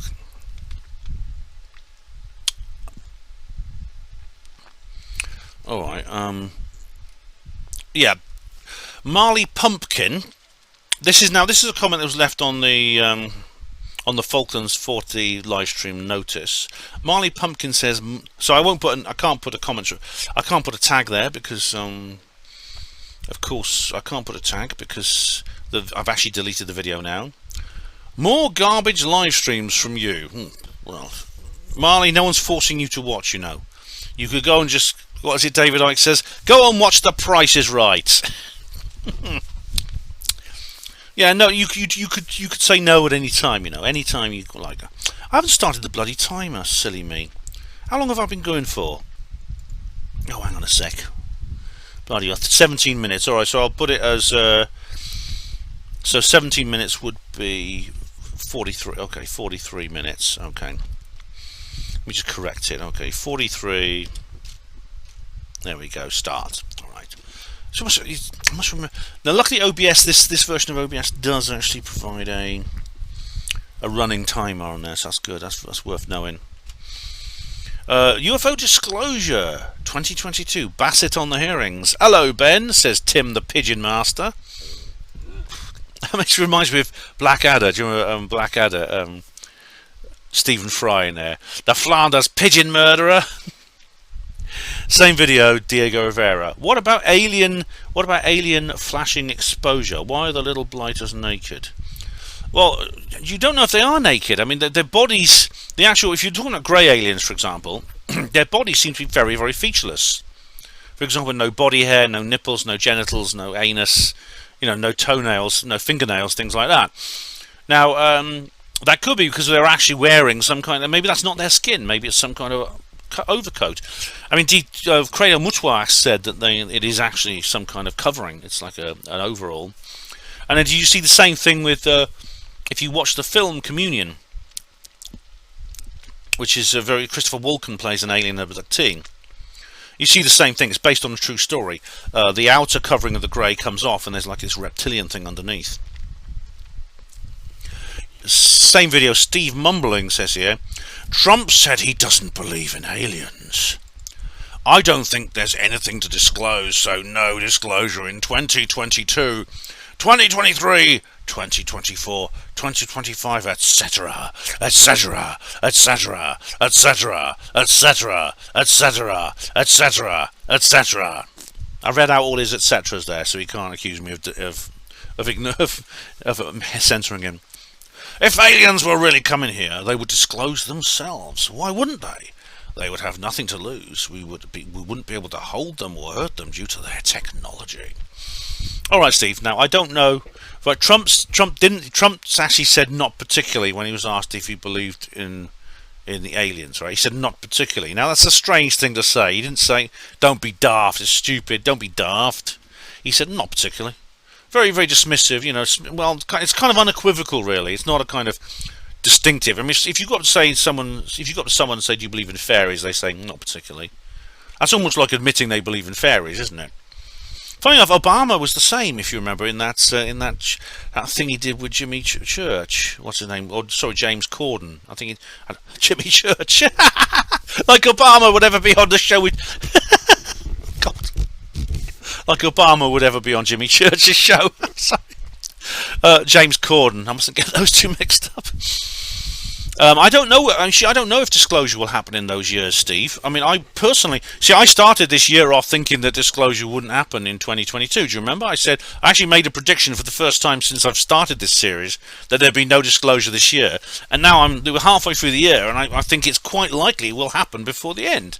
I mean, the way things are going, it's just like, as I say to Steve, what do you say next about if the aliens will come in, they will disclose themselves? Why? How do you know? Could you put yourself in their shoes, even if they have 2 feet? It's not a good idea to anthropomorphize these beings. It isn't. Why would they? It's not necessarily they'd have anything to lose. It could be another reason, maybe a prime directive type thing, like in Star Trek, or maybe it may be something we can't quite comprehend because we're not them. Same video, Stephen Truth Seeker. You're never going to get the truth from the government, Ben. You know that. Well, a few years ago I would have agreed with you, Stephen. But see, the government is not the same as it was before. I think the Illuminati have actually lost control of a lot of what we call the government, and it's possible that this disclosure process is now in the hands of what some people call the White Hat, some people call QAnon, Trump, etc. So I don't. So Stephen, I'm not actually convinced that we're not. I don't actually. I'm not actually convinced that that's the case anymore. I think it's possible we will get the truth from the government. Nothing as it seems says it's a good thing that Stephen got his mind right. Well, he's always had his mind. For some reason he put it in quotes. Got his mind right. What do you mean? Nothing as it seems. Well, nothing replies to himself here. I was expecting him to begin rambling on about anthropogenic global warming. Well, he does sometimes nothing. I'm glad he didn't, because that would be, if he did, that would be another thing I'd have to bite my tongue over. For the reasons I explained in the video, I didn't challenge him on. He went off on a lot of tangents which I didn't tackle him on, even though I disagree with him totally on them. For the reasons I explained in the video. Social dilemma, Trevor. How you doing? How you doing, matey? Good to see you in the comments section. Trevor says, I think a worldwide disclosure will happen to unite all people, but not for humanitarian purposes. The disclosure will be to enslave humanity by the elites. I think the disclosure will actually just be people, not actual aliens. Trevor, you've just summarised the concept of the fake alien invasion justifying the New World Order. And you know what? Unfortunately, I think that's quite likely, which is why we need to be on our guard. And I explained in the video how this is something we need to be very wary of. At the same time, if we are in a true disclosure process right now, this is an opportunity we can't afford to miss, which means we have to tread a narrow path down the road between the excesses of naivety and cynicism. So I am on my guard about this, I really am. And if the moment there's any sign this is actually happening, I'll be the first one to say it. Same video, social dilemma. Nuclear power and natural gas for homes and buildings, oil for vehicles. Yeah, that's kind of the whole economy is based on that. It's not just the biggest industry in the world, it is industry, to quote my bad guy Gerald Caxton in Roswell Rising. Oh, here we go. Same video. Wayne RS4 says, "Hi Ben, I hope you're well. Sorry to ask again, as many of us have, but any news on the Rendlesham Forest film? I would have thought that they may have released it by now, so was just wondering if you knew anything, as you seem to be the man in the know. I'm actually hoping to take the dog and wife on the UFO trail with next week or so. As I've not been for a few years." Yeah, well, Wayne, I'd love to be able to tell you more. I mean, I do know a few things because I'm in touch. I'm in a private group with the production team, but there is sort of an inner sanctum amongst themselves where they don't even tell me. However, the film, it's not what you heard if you were at the Outer Limits magazine conference where they just said, "Oh, it's been cancelled because it's full of lies," is not true. It's still an active topic. It truly is an active topic, and there is going to be at some point a premiere. I mean, they are talking about it in the private groups as an active project. I'll say that much. And David Splendid's Isolation says underneath here, Cable Green seems to be stuck in development hell. When it's released is anyone's guess. We finally have aerial phenomena after so many years' wait, so there's hope for Cable yet.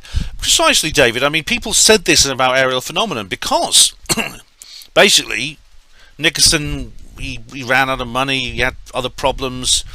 I think all the scenes with what's his name were dropped. The guy who did, what's the name of the comedian who did I can't believe I've forgotten his name. Dan Aykroyd, the comedian. He was in it. Those scenes have been dropped. So yeah, this does happen in the film industry, but it'll be worth waiting for. I tell you, it really will. I mean, I've seen they've shown me a little scene of it. It's brilliant. It's brilliant. Same video. Will F says the DoD is passing the ET disclosure burden to civilian scientific institutions like NASA and the Galileo project. Right. I'm not sure it's necessarily their decision to pass it on to the Galileo project. That was kind of something that they decided to do independently. However, Lou Elizondo has now joined forces with Avi Loeb in the Galileo project. And I don't believe Lou Elizondo is one of them. I know a lot of people do. I'm actually working on an article to tackle this in more detail. But it tends, the people who tend to say that there is a kind of contingent of everything's a shill and we're all doomed and everyone's a liar kind of posers, the shill posers. And they're the ones who tend to say things like this. But it's funny enough, NASA has, and this must have been some decision made at high government, that NASA actually has. I don't think the DoD is passing the ET disclosure burden, because the DoD is still going to continue doing this. I mean, AIM-SOG still exists, and is still going to deal with this from the military position. Yet they are indeed passing some of this on to NASA. And Bill Nelson, the director of NASA, sort of made hints about this last year. I'm interested. I haven't looked into that. I'll have to look into that in more detail, because I'm interested to see where this comes from. Woody Black says on UFO Disclosure, Stephen Bassett, I don't agree with this guy's take on anything. All right, Woody. Well, I disagree with him on a lot of things, but I think he's right about UFOs and aliens. Yeah. Brett Riverboat says on Bassett on Hearings, Ben, every year Bassett is rolled out and it's said 2014 wasn't the year, maybe 2015, then 2015 wasn't the year, maybe 2016, etc., etc. Disclosure isn't going to happen until the aliens actually land on the White House lawn, in my opinion, unfortunately. Well, Brett, I used to think that. I did. And I mean, I know Steve. Steve is notorious for this. Ever since, I first heard him say it in like 2008. It was at the I think it was at the Beyond Knowledge conference. He said, soon after the inauguration of Obama, it's going to happen in a couple of months. And he says this every time you talk to him. It's always like a couple of months in the future. I said this to him once, and he laughed, because he knows this is the case. But there's this time I think it might be different, and there's distinct reasons for thinking this. Ever since 2017, the whole thing's been turned on its head. So I don't feel as dismal as you do about it. I really don't. I don't think this is just some kind of rigmarole we keep repeating. It has turned out to be like that for a long time. But I think, you can obviously history will be my judge. If by next year you can come back and remind me in 12 months' time if my prediction hasn't come true. But I do think this year is going to be different. Steve Bassett, Alex Ritchie. Seems Werner von Braun's deathbed statement is about to go fully live. It's going to be a wild ride, boys and girls. Alex, yes. The last card. Think about Carol Rosin, what she passed on about Werner von Braun, is that this was in 1977. She had this conversation with him. And he did say, he said things like the Cold War will be over within 10 years. And it was. It was. Well, it depends. Historians disagree. But many of them time the end of the Cold War really to the establishment of Mikhail Gorbachev as Soviet premier, which was, I think, in 1985. It could be. See, this could exactly what could be happening. It could be we have a space force. Now that's a weaponization of space. Yeah, a wild ride, I think, is definitely on the cards. Yeah. Now, Steve Bassett again. This is as for Alex Ritchie, it's going to be a wild ride, whatever happens. It could go fully. You see, this is as I said to Trevor, Social Dilemma. We've got to be on our guard against that. And we have here on UFO Disclosure 2022 Bassett on the hearings. This is someone I've not seen before. Erasimo Vozikis, sounds Greek. Hi Ben, I pray you are well. Unfortunately, I'm not really into your guest's ideals. He seems a bit biased to me on what we have all endured over the last 3 years. His views make me not watch the rest of the interview or disclosure. Take care, Ben. Oh, thanks, Erasmia. I'm okay, actually, thank you. I hope you are too. I myself, as at the end of the interview, I explain that I myself disagree on a lot of the various tangents that he went off on. He does tie them all together with the whole disclosure issue, but I do think this is not the case. However, it wasn't my position to start deconstructing a lot of his other theses, because then that would have taken us away from the prime issue. But I don't agree. Like yourself, I do not agree on his take on Ukraine. I don't agree with his take on the coronavirus. I don't share his views on climate change, things like that. But his analysis of the ET issue at its core is excellent, which is why I did this video. And I'm sorry you couldn't watch it to the end. I hope you enjoy the other videos that I do. Take care of yourself. Same video, Alliance of Calgon. So Mr. Bassett believes in UFOs and aliens, but also in the mainstream media coof narrative. If only we didn't build those nuclear subs, we could all have free face nappies and hand sanitizers.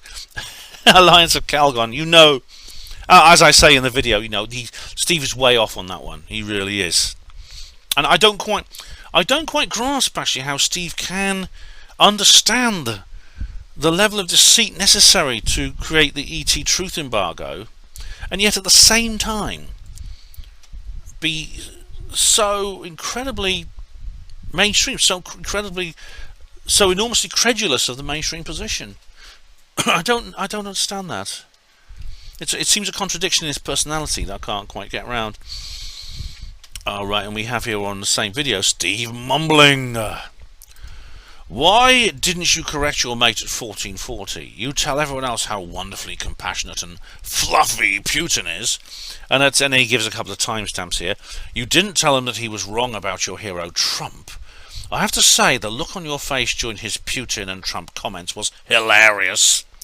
What would you have said to me if I'd come on your channel and made those comments? Right, Steve, okay. I actually explained this in the video, but I'll explain it again for you, if you've forgotten. Steve went off on several tangents, such as the coronavirus, such as the Ukraine situation, such as climate change, such as Trump, where I think he's completely wrong. He went off on these tangents to tie them into the main narrative. Now, the main narrative was really what I wanted him to be on the program to talk about. This is what I got him onto my channel to talk about. If I had dwelled on those tangents and gone into a long debate about how he was wrong about them, it means that we would never have got round to addressing the main tangent, which is why I just bit my tongue. It wasn't easy actually, but I did. I hope that answers your question. Musketeer says underneath, Ben's all about getting the faces on. Faces in quotes for some reason. I've noticed myself, it's not often he takes them on.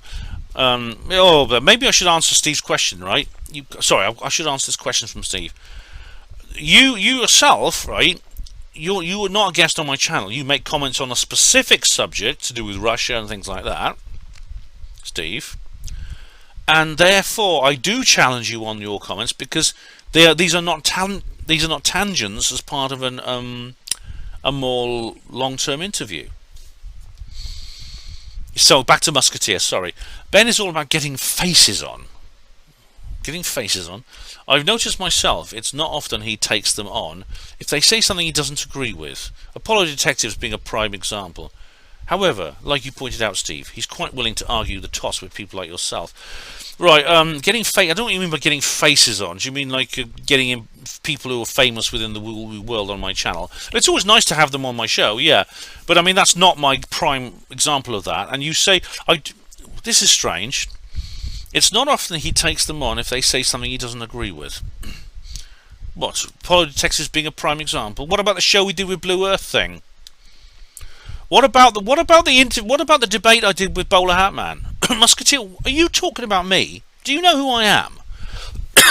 do you actually have you got me mixed up with someone else? Seriously, because I'm confused. I really am. This is not me you're talking about here. And am I willing to argue the toss with people like yourselves? Yes, because you're not guests on my channel.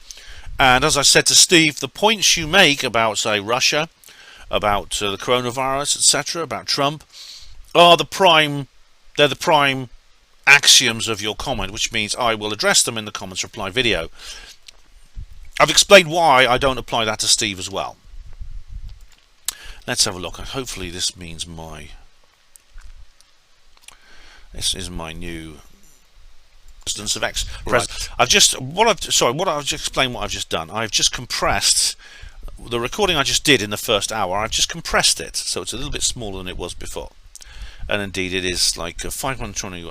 It's 528 megs instead of the massive 9 gigabytes or something. So that's just explaining what I was doing there. I've been compressing the files before I put them into the main editor. All right, here we have Steve. All right, same video, Steve mumbling. He wouldn't think you're a candle hidden under a bushel if you told him your views on Putin and Trump, lol. I think he knows my views on Putin and Trump, Steve. I mean, I've made many videos about them, which I'm sure he's seen. I've done many radio shows as well. In fact, I even bring it up in this particular video. But Steve possibly may be in the same frame of mind as I am, not want to get into the tangents too much. He wants to say his thing, and I didn't challenge him, so probably he understands why. Steve is actually quite tolerant of people who disagree with him, and he's willing to talk to some very controversial people. I mean, he was on Brian Rue's show. I mean, Brian Rue is like I think hardly anyone will have anything to do with him, because he's like, he proudly says he's a National Socialist. And so a lot of people, he's almost like he's a total outsider in the UFO community. But Steve will talk to him. Steve did a very, very good interview with him, actually. And Steve, Musketeer says something which I can't see, and Steve replies, "No, I just had another look and don't see it." And Steve mumbling says it also in reply to Musketeer, which I can't see for some reason. I see his comment, strange as my comment on your video is still visible to me after being removed many times. Steve, do you see my comment about Raza above, but nothing about Raza? Alright, this is to do with comments being removed. I don't know. And Steve says, no, not yet. I will get around to that at some point. Can you say anything here, maybe without a link? Do you have his real name? I just found out in my held for review folder and I published it. Thanks, Musketeer. Then Musketeer, now I can see Musketeer's comment for some reason. Don't know why that is. To Steve mumbling, I think that's all we need to know about the doctor, although there's plenty more condemning evidence. Maybe it's best to delete all my posts and get together to drop the bomb on the doctor. Oh, right, that explains it. He's deleted his posts. Well, okay, well, look, you do that if you want to do a massive, great big Stephen Cambion on people, go ahead. But do remember, you know, they have the right to reply. Update. Neil Peel is going to try and arrange a debate between the doctor and myself. Oh, really? That's good. I think I know who you mean by the doctor. It's the doctor's in quotes. Raza's never going to agree to it. I thought you meant Raza. Of course, as he found it necessary to delete the thread in which I gave him a schooling on different claims he makes. I'm sure he now knows I've busted his website for the scam it is. Well, I've just explained to you that might not be the case. I'm sure he knows how he's showing other people's products, Hummer, Suzuki, BMW, Smart, etc. No, he shows images of those things. Maybe they could be just like you know, a free part of the free image. It could be just like free royalty free images or something. How on earth did he think he would get away with that? How ironic. He says the lunar rover is a toy, and he even has a die-cast toy from eBay on his website. I used to have one of those when I was a kid. Maybe he thought only people like the defectives would look at it, and that's how he thought he would get away with it. Hell, he can't even make money on it. It's all, look how clever I am inventing all this stuff. Right, well, I interviewed Raza, and I didn't get that impression of him. But you know what? If there was a debate between you two, I'd be very interested to see it. And how do you know he's going to run away? You wait and see. Maybe he won't. Steve Mumbling says to Musketeer, the free energy crowd is full of liars and con men. It attracts them just like the UFO business. I watched a few minutes of Raza's appearance with Ben and Neil, but it was so painful I didn't bother reading the comments. It sounds like I should have. Oh, that was the latest one. Yeah, have I put my own version of that up there? I think I might have done. Oh, anyway, Steve Mumbling says here on Bassett and hearings. Professor, quote-unquote, Simon Holland isn't a professor, nor is he a scientist. He's a pretty good fit for your side of the fence. You live in cloud cuckoo land. So if the President of the US said the truth is we're not being visited by ETs, you would say he was lying. According to you, anyone that doesn't provide the truth you're looking for is lying. That's not looking for the truth, is it? No. Steve. And as for Professor Holland, I don't. And I know he does a science vlog. I don't know what his qualifications are. He dresses and looks like and talks like a scientist. Good fit for my side of the fence? No. He never used to be. He's trying to sneakily slip through the bars and to the other side of the fence now because he sees the writing on the wall. As for you saying, the president of the USA did not say we're not being visited by ETs. She shrugged and said not particularly. That's not a statement that we're not being visited by ETs. And according anyone who doesn't provide the truth is looking for is lying. No, I think there are people who honestly believe that aliens don't exist, and there are others I think who are lying. And I do make a distinction between the two very overtly on my channel. Same video, the crafty nihilist. If I say la la la really loudly when he bangs on about the C word, hopefully I will get through it this time. Edit the Putin nonsense. Sorry, I'm out of it. I did try, Ben. Oh, thanks for trying, Crafty. As I said, he said a lot of things on there I didn't agree with. He really did. But I explained in the video exactly why I just let him say his piece. I really did. Okay, Steve Mumbling says here, there's no way a number of different species of aliens would be able to agree to keep their presence a secret from us. It's just another clutching at straws argument used by the piffle peddlers to explain the complete lack of tangible evidence to support ET visitation. There's no tangible evidence because they're not here. It's as simple as that. It's ludicrous to suggest aliens would come here and give us the secrets to interstellar flight, etc. If they are keeping an eye on us at all, they would want to remain system-bound. They wouldn't want us out there among the stars. This would be like giving the Iranians or North Koreans a fully operational B-2 bomber loaded to the hilt with the latest nuclear weapons and saying, here you are guys, enjoy. As far as the announcement from a president telling everyone ETs are here, uniting the peoples of the world, 99% wouldn't give a damn. It would make no difference at all to the average Joe going about their daily lives. The TV series Alien Nation pretty much shows how it would pan out. People wouldn't want them settling here and taking terrestrial jobs, etc. And it would be unwise of ETs to invite immigrants from Earth to their planet. We all see problems here on Earth caused by mass immigration from different races of the same species with different cultures. Can you imagine the problems that were caused by immigrants of a different species and culture? The whole thing is just science fiction rubbish. It's a good point actually that there are, it appears, a number of different alien species, and they obviously have very, very different agendas. They exhibit a wide variety of different behaviours. So why is it they seem to be united on this particular strategy? And I don't know why that is, Steve. I honestly don't. It's an argument used by piffle peddlers. I mean, I think that's unfair, but it's something that needs to be answered. Yeah, it does. But they are here. It's not ludicrous. And as for them giving us the secrets to interstellar flight, I don't think they've done it willingly. I think we've like salvaged crash wreckage. Not to mention the fact that many humans have discovered this as well, such as anti-gravity. Maybe they don't want us out there among the stars. Maybe they want us system-bound. For example, we could be the intergalactic equivalent of North Koreans and Iranians. As they're talked about by the neocons. And it could be they are containing us on our own planet. Maybe that's why they've been around for so long, since 1945, which is when the first nukes were detonated. Oh my God, the kids have found the matches, as Jim Mars used to say. It could be, and things like Dr. Bob Jacobs talking about the rocket being shot down. That was essentially a nuclear test. Yeah. It's funny you said this, an announcement from the president telling everyone ETs were here, uniting the peoples of the world. 99% wouldn't give a damn. Well, it's funny, this is something I've had to change my mind about lately. It really is. Probably, it wouldn't be 99%, but it probably would be more than 90%. That literally, yeah, they wouldn't give a damn.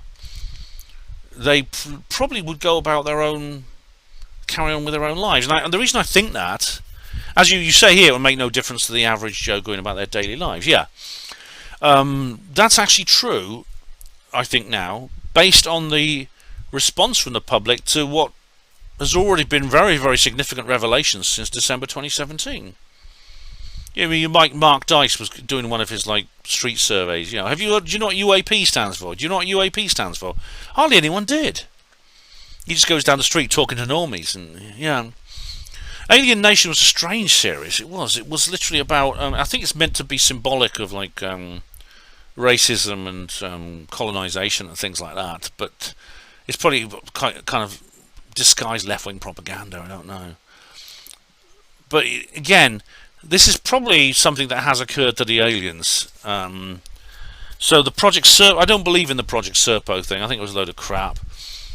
The situation on, one of the things that spoiled the film Close Encounters of the Third Kind probably was the guy people, and of course, Roy, the main character, he joins them at the last minute. These people being taken on board this spaceship to go to the planet, to visit the planet. These intergalactic ambassadors that have just been sort of selected, and I think that to me is not very realistic. I doubt if that would happen. I think if there is going to be visits between different worlds, it's going to be a bit more complicated than that. You're talking about things. In the case of people travelling around, of course, there's dangerous diseases and stuff like that, and cultural differences. But there's also, with other planets, you're talking about different gravitational fields, different levels of radiation, all kinds of things. It's possible we wouldn't be able to walk on other planets. There could even be temperature differences and things. So so that's by mumbling his standards. That's not a bad comment. Same video, James 78ish. That's a good name. Excellent, Ben. Shared. Thanks, James. Glad you enjoyed it. And Steve Mumbling says on Bassett, there would be no technology to share. Again, this is ludicrous. We'd have nothing to offer them, and they would know better than to offer anything to us. There would be absolutely nothing in it for them. You see, I kind of think you've got a point there. I mean, as I said, I don't think they are sharing technology. I think we have learned something from them which they have provided involuntarily from their debris, almost like that roadside picnic book. If you've ever seen the film Stalker, the Russian film. However, obviously, I don't think there's a deal going on. This sort of treaty between the aliens and the humans. You give us anti-gravity, we'll let you abduct people. That's nonsense. In any kind of situation like that, in any kind of negotiation, I don't think humans would have much to bring to the table, would they? It'd be a bit of a Melian dialogue. I mean, for example, if they want to abduct humans, they don't really need our permission, do they? There's not a lot we can do to stop them. It's happening, and we can't stop them, which is one of the reasons the government are keeping it quiet, because they're going to have to admit they're powerless to prevent this from happening. Same video, Steve Mumlings. We don't have anti-gravity or free energy technology. Zero evidence for this. More science fiction. Incorrect, Steve. Incorrect, for reasons I've explained. I've even done an entire reply video to you on this subject. Steve again on Bassett. That's Steve Mumbling, not Bassett. Unlike most of the conspiracy crowd, Bassett seems to have a good grasp of the real world. Well, Steve, obviously I think the opposite. As I've explained, I think that's the exact opposite. It confuses me, actually, that he can mix these two beliefs, and to me they seem to be almost mutually exclusive. It's only let back down by his fanciful ET beliefs. As soon as someone said they're a Roswell believer, I put the line through them. I know you do, Steve. I know you do. I think you're wrong, too. Same video, Hugo Rune. Hi Ben, sorry, but I didn't find this chap's opinions to be of interest to me. Although I did watch it to the end, and your last island UFO bit. I will not bother following up on his work. Fair enough, Hugo, it's not to everyone's taste. Not everyone takes Steve seriously, that's fair enough. I know you're not a UFO buff, so fair enough. Same video, Tesso1111. When Sargon asked how E.T. how they managed to become higher level civilization, they might answer, we destroyed several planets in our home solar system to do so. Oops! Oh, have you watched the video by Sargon of Akkad? Yeah, which I did a reply to him on that. Yeah, Sargon occasionally goes off into areas like this, and he's so ignorant on it, which is a shame because I like Sargon's point of view on politics and things like that, and SJWs and that. But he tried to get into the ETs thing a couple of times, and he was just really pathetic. I mean, Morgoth was a little bit more. I did a reply video to Morgoth as well. He's a little bit more intellectual on this issue than Sargon, but you know. Same video, Ian Gosling. Any relation to Tony? Gatekeeper alert. A man that thinks there was a gigantic genuine need for hand sanitizer and face masks and anthropogenic climate change is a real threat. Cannot be taken seriously at all. Right. Ian, I disagree with him as well on those issues. Same as with Trump and Ukraine. Yet he's not a gatekeeper. I don't think he's a threat, and I don't believe because he has such bad takes on these tangents that this means we should not take him seriously on his main thesis. I don't believe that. I explain why in the video. Rin McKinley, Sunflower Express.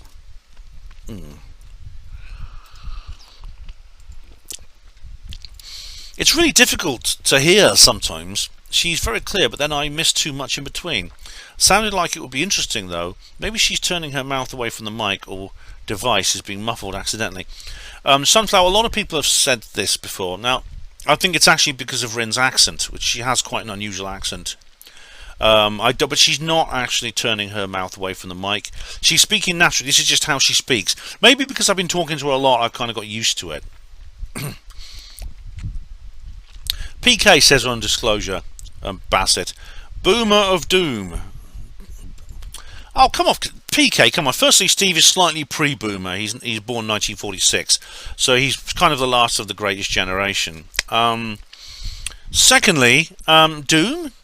Steve is an optimist. If anything, Steve is a bit. I think Steve gets a bit. Well, I used to think he gets a little bit fanciful at times, but he's very, very positive.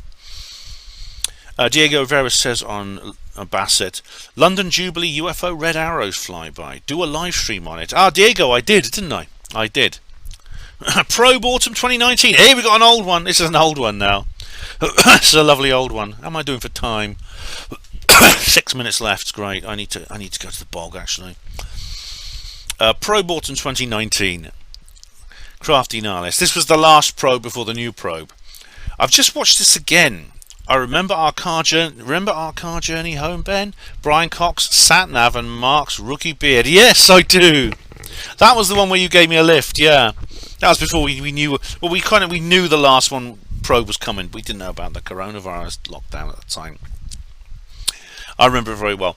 Now we have a new video now here. Angel of the Outer Limits. Ravenhill Old Governor 1968 says, "Hey Ben.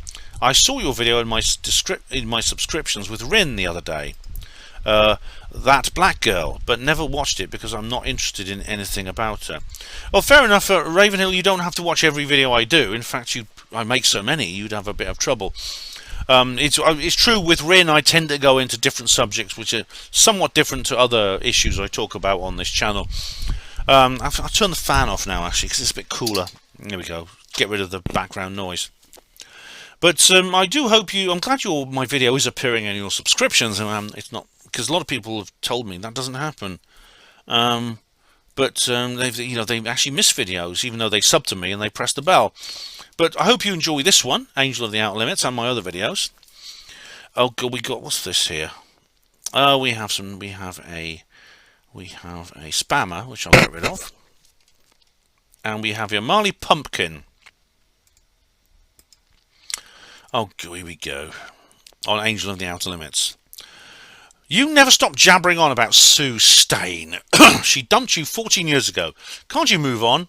It's like your fantasy that you're a hospital porter. Another nonsense video. Well, firstly, do I jabber on about Sue? I mean, she's my ex, and she's the only long-term relationship I've ever had in my life. It's not easy to get over something like that. She didn't dump me 14 years ago. She dumped me 6 years ago. Yeah, so I don't think that's right. Can I move on? Well, that's maybe my challenge, Marley. I'm trying my best. I am trying my best. I think I've you know, I think I've done everything I can. I've broken all contact with her. I don't speak to her. I don't look at her website or anything like that. I've blocked her on social media. I mean, what more can I do? But you know, like I said, we were together 8 years. I was in love with her. She's the only long-term relationship I've ever had. And so therefore, you know, it's not easy to put these things behind you. Surely you yourself, I don't know how old you are, but surely you've maybe in this, hopefully, or maybe you've been in this position before. As for the fantasy that I'm a hospital porter, well, how come I keep saying that I'm an ex-hospital porter then? I make it clear in all my Syntheos videos that I'm an ex-hospital porter. So how come I'm fantasizing about being a hospital porter? Doesn't make sense. Stephen Truthseeker said to reply to Marley Pumpkin, I wonder if you've ever loved anyone. Good question, Steve. Marley, perhaps you haven't. Perhaps you have not had the good fortune to have loved, you know, that I have. But if you have, then do remember it's better to have loved than lost than never loved at all. And I mean, that is actually a cliche, but it's often repeated because it's true. So, yeah, I think maybe you haven't, in which case I'm sorry, but you're in a worse situation than me. Same video, this is Angel of the Outer Limits, Diego Vera. Did you see the Angel at Angel Station? I don't know where Angel Station is. Is this in Hull? I've got another more spam. I've got a lot of spam lately. I've got another. Oh dear. I've got more spam. Why am I getting so much spam all of a sudden? Tim Simpson says on Angel of the Outer Limits. I like that. Very interesting. My father spoke to me after he'd passed away, right in my ear, not saying what he said, but it made me laugh. He was a good father and a friend. Oh, Tim, thank you. You're getting a love heart of that. And of course, these things often are very private. My dad, interestingly, had a spiritual experience after my mum died, and he doesn't talk to me about it because it's something private between him and my mum's spirit. But he had a smile on his face, and it made me happy that he was happy. I didn't get that experience, but then I'd fallen out with my mum, so I didn't. But yeah, the dead do come back to visit us, and they want to. They do want to sometimes comfort us. As you know, Michael Newton's book, Destiny of Souls and Journey of Souls, he talks about that. It's very moving. Same video, nothing as it seems. Hypnagogic. I had to look up that term, new to me. Yeah, it's. I wasn't actually sure how to spell it, and it's hypnogothic. Hypnogothic says nothing as it seems. I don't know about that. I've never heard of that one. Oh, another spammer. Oh, it's a Russian one this time. Same one. Angel of the Outer Limits, Stephen Truthseeker. The person in question has probably gone through the spiritual ranks and now has evolved into a higher being. If you have been touched by an angel, and your life will change forever. Oh, right. Yeah, it's amazing, isn't it? You know, there's even a song, isn't it? Touched by the angel. Oh no, Arms of an Angel. That song, yeah. Stephen also says on the same video, I've lived in a demonic house and seen beings when I was astral projecting. Oh God. A Garden Telepathy says on Angel of the Outer Limits, your thoughts and info are awesome. And put me at ease any day, Ben. Put me at ease any day, Ben. I love it. Thank you, Garden Telepathy. I love your username. Stephen Freestone. Ben, have you ever researched into the story of the Angel of the Thames? No. What is that, Stephen? Rhiannon Jones. Oh, and that is the end of another hour. So I'll answer Rhiannon in hour number 2. Okay, guys, I'm back again for hour number 3. So let's have a look. Let's go back to Rhiannon. I know Rhiannon Jones had posted something there.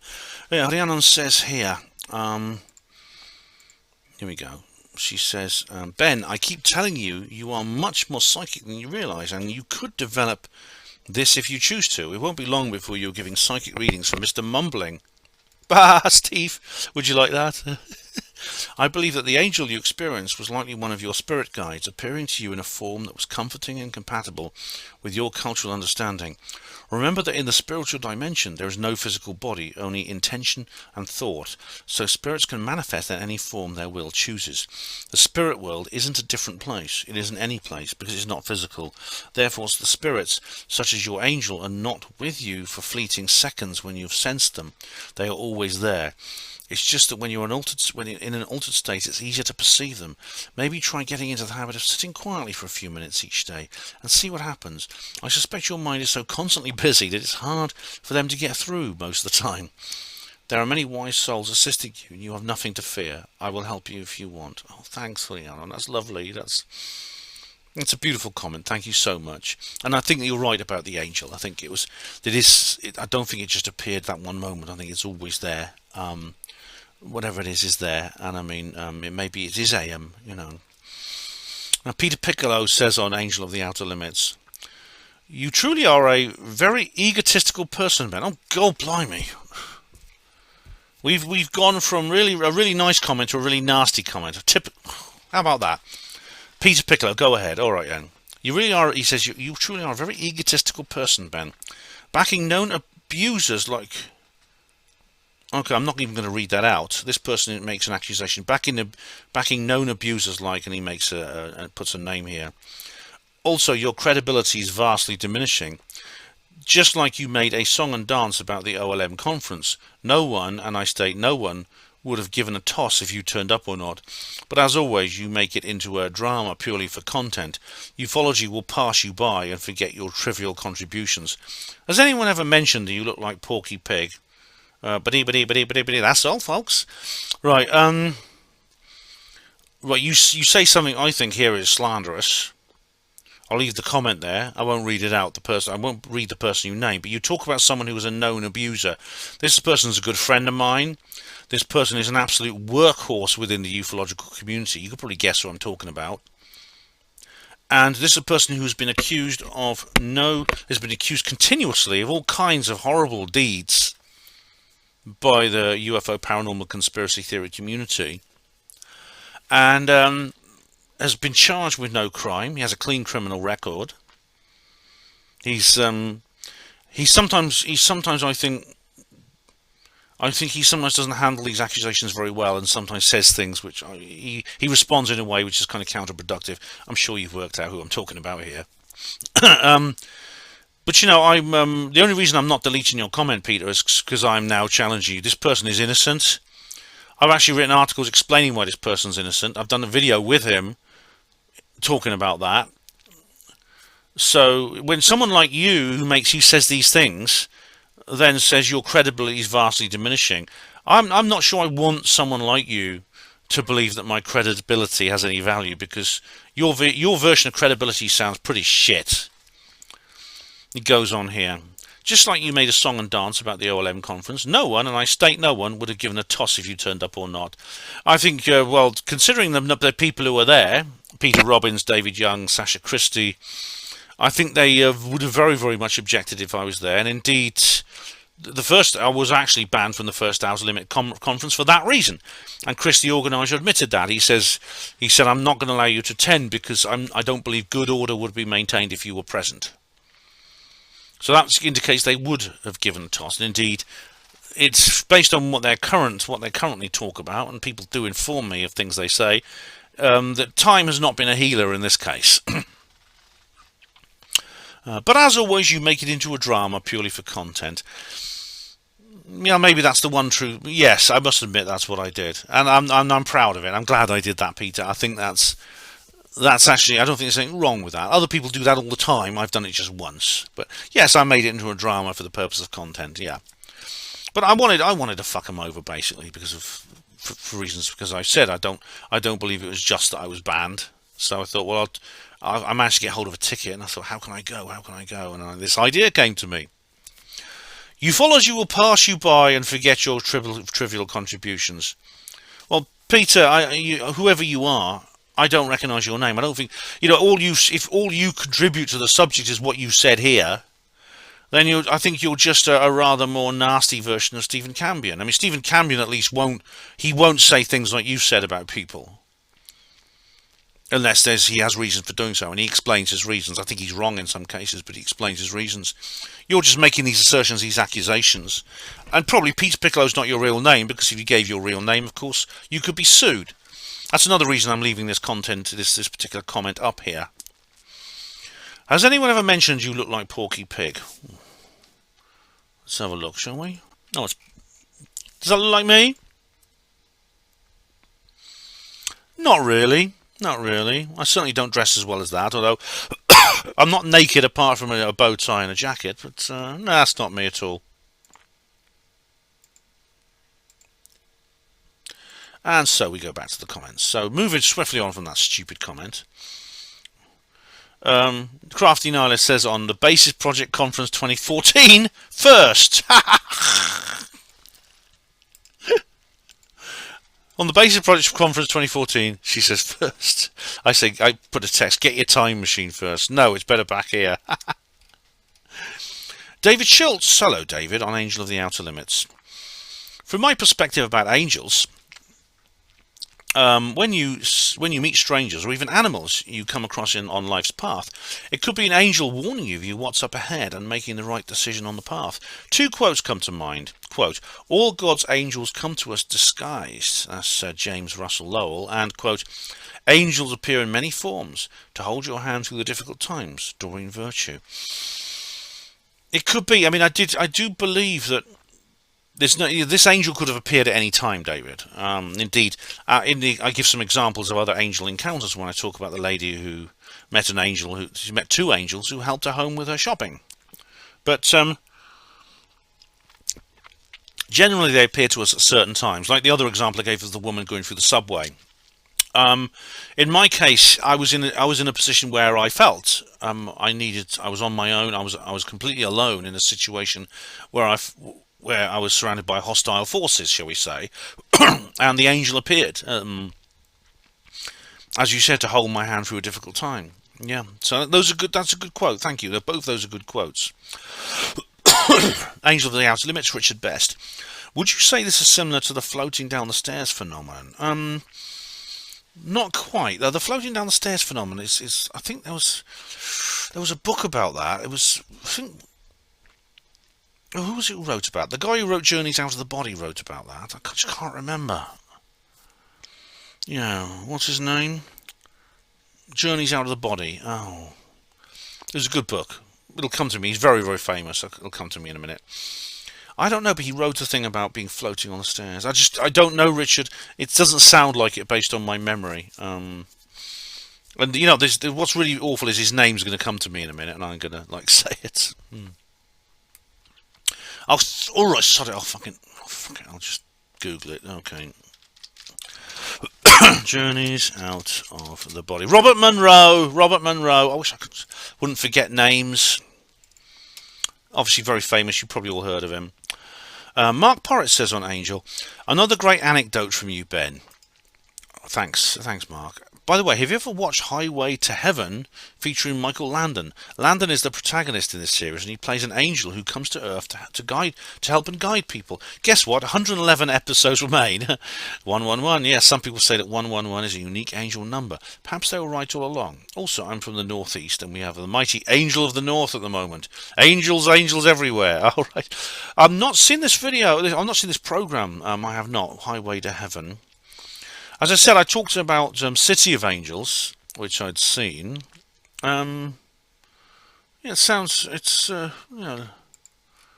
looks interesting. I'll check that out. And the angel, the Gateshead Flasher, the mighty Angel of the North. That's a weird sculpture, isn't it? But of course, it's now become part of the local landscape. You know, like the famous bridge across the Tyne.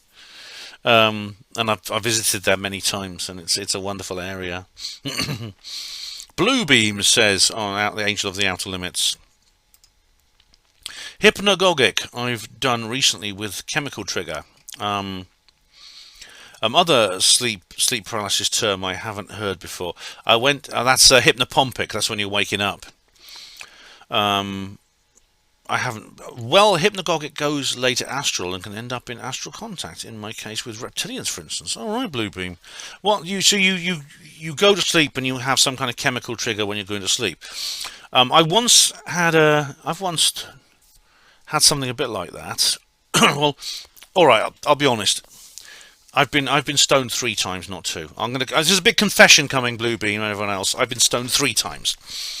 I went to I was this a long time ago. I was on a holiday at my dad's house, and my daughter was there, and she had these little chocolate cakes, and she served me with one of them, and well, basically, they had marijuana in them, and I thought it tasted a bit funny, but I ate one, and then I went and had a little lie down to have a nap because I was very tired. And I did. I was falling asleep and had this. Is this what you? That's what would be my chemical trigger that was inside me, and it did have an effect as I was dropping off to sleep. Yeah. Charles Scott is. Charles Scott is referring to something again, which I'm not going to read out, as I told him I wouldn't. And Charles says here as well on reply to comments 59. I finished commenting and replying to comments 59 unless someone messages me or some of my comments get deleted. Your comments are not being deleted, even the ones I'm not reading out. Okay? But, I'm not going to, as I said, I'm not going to discuss this subject with you any longer.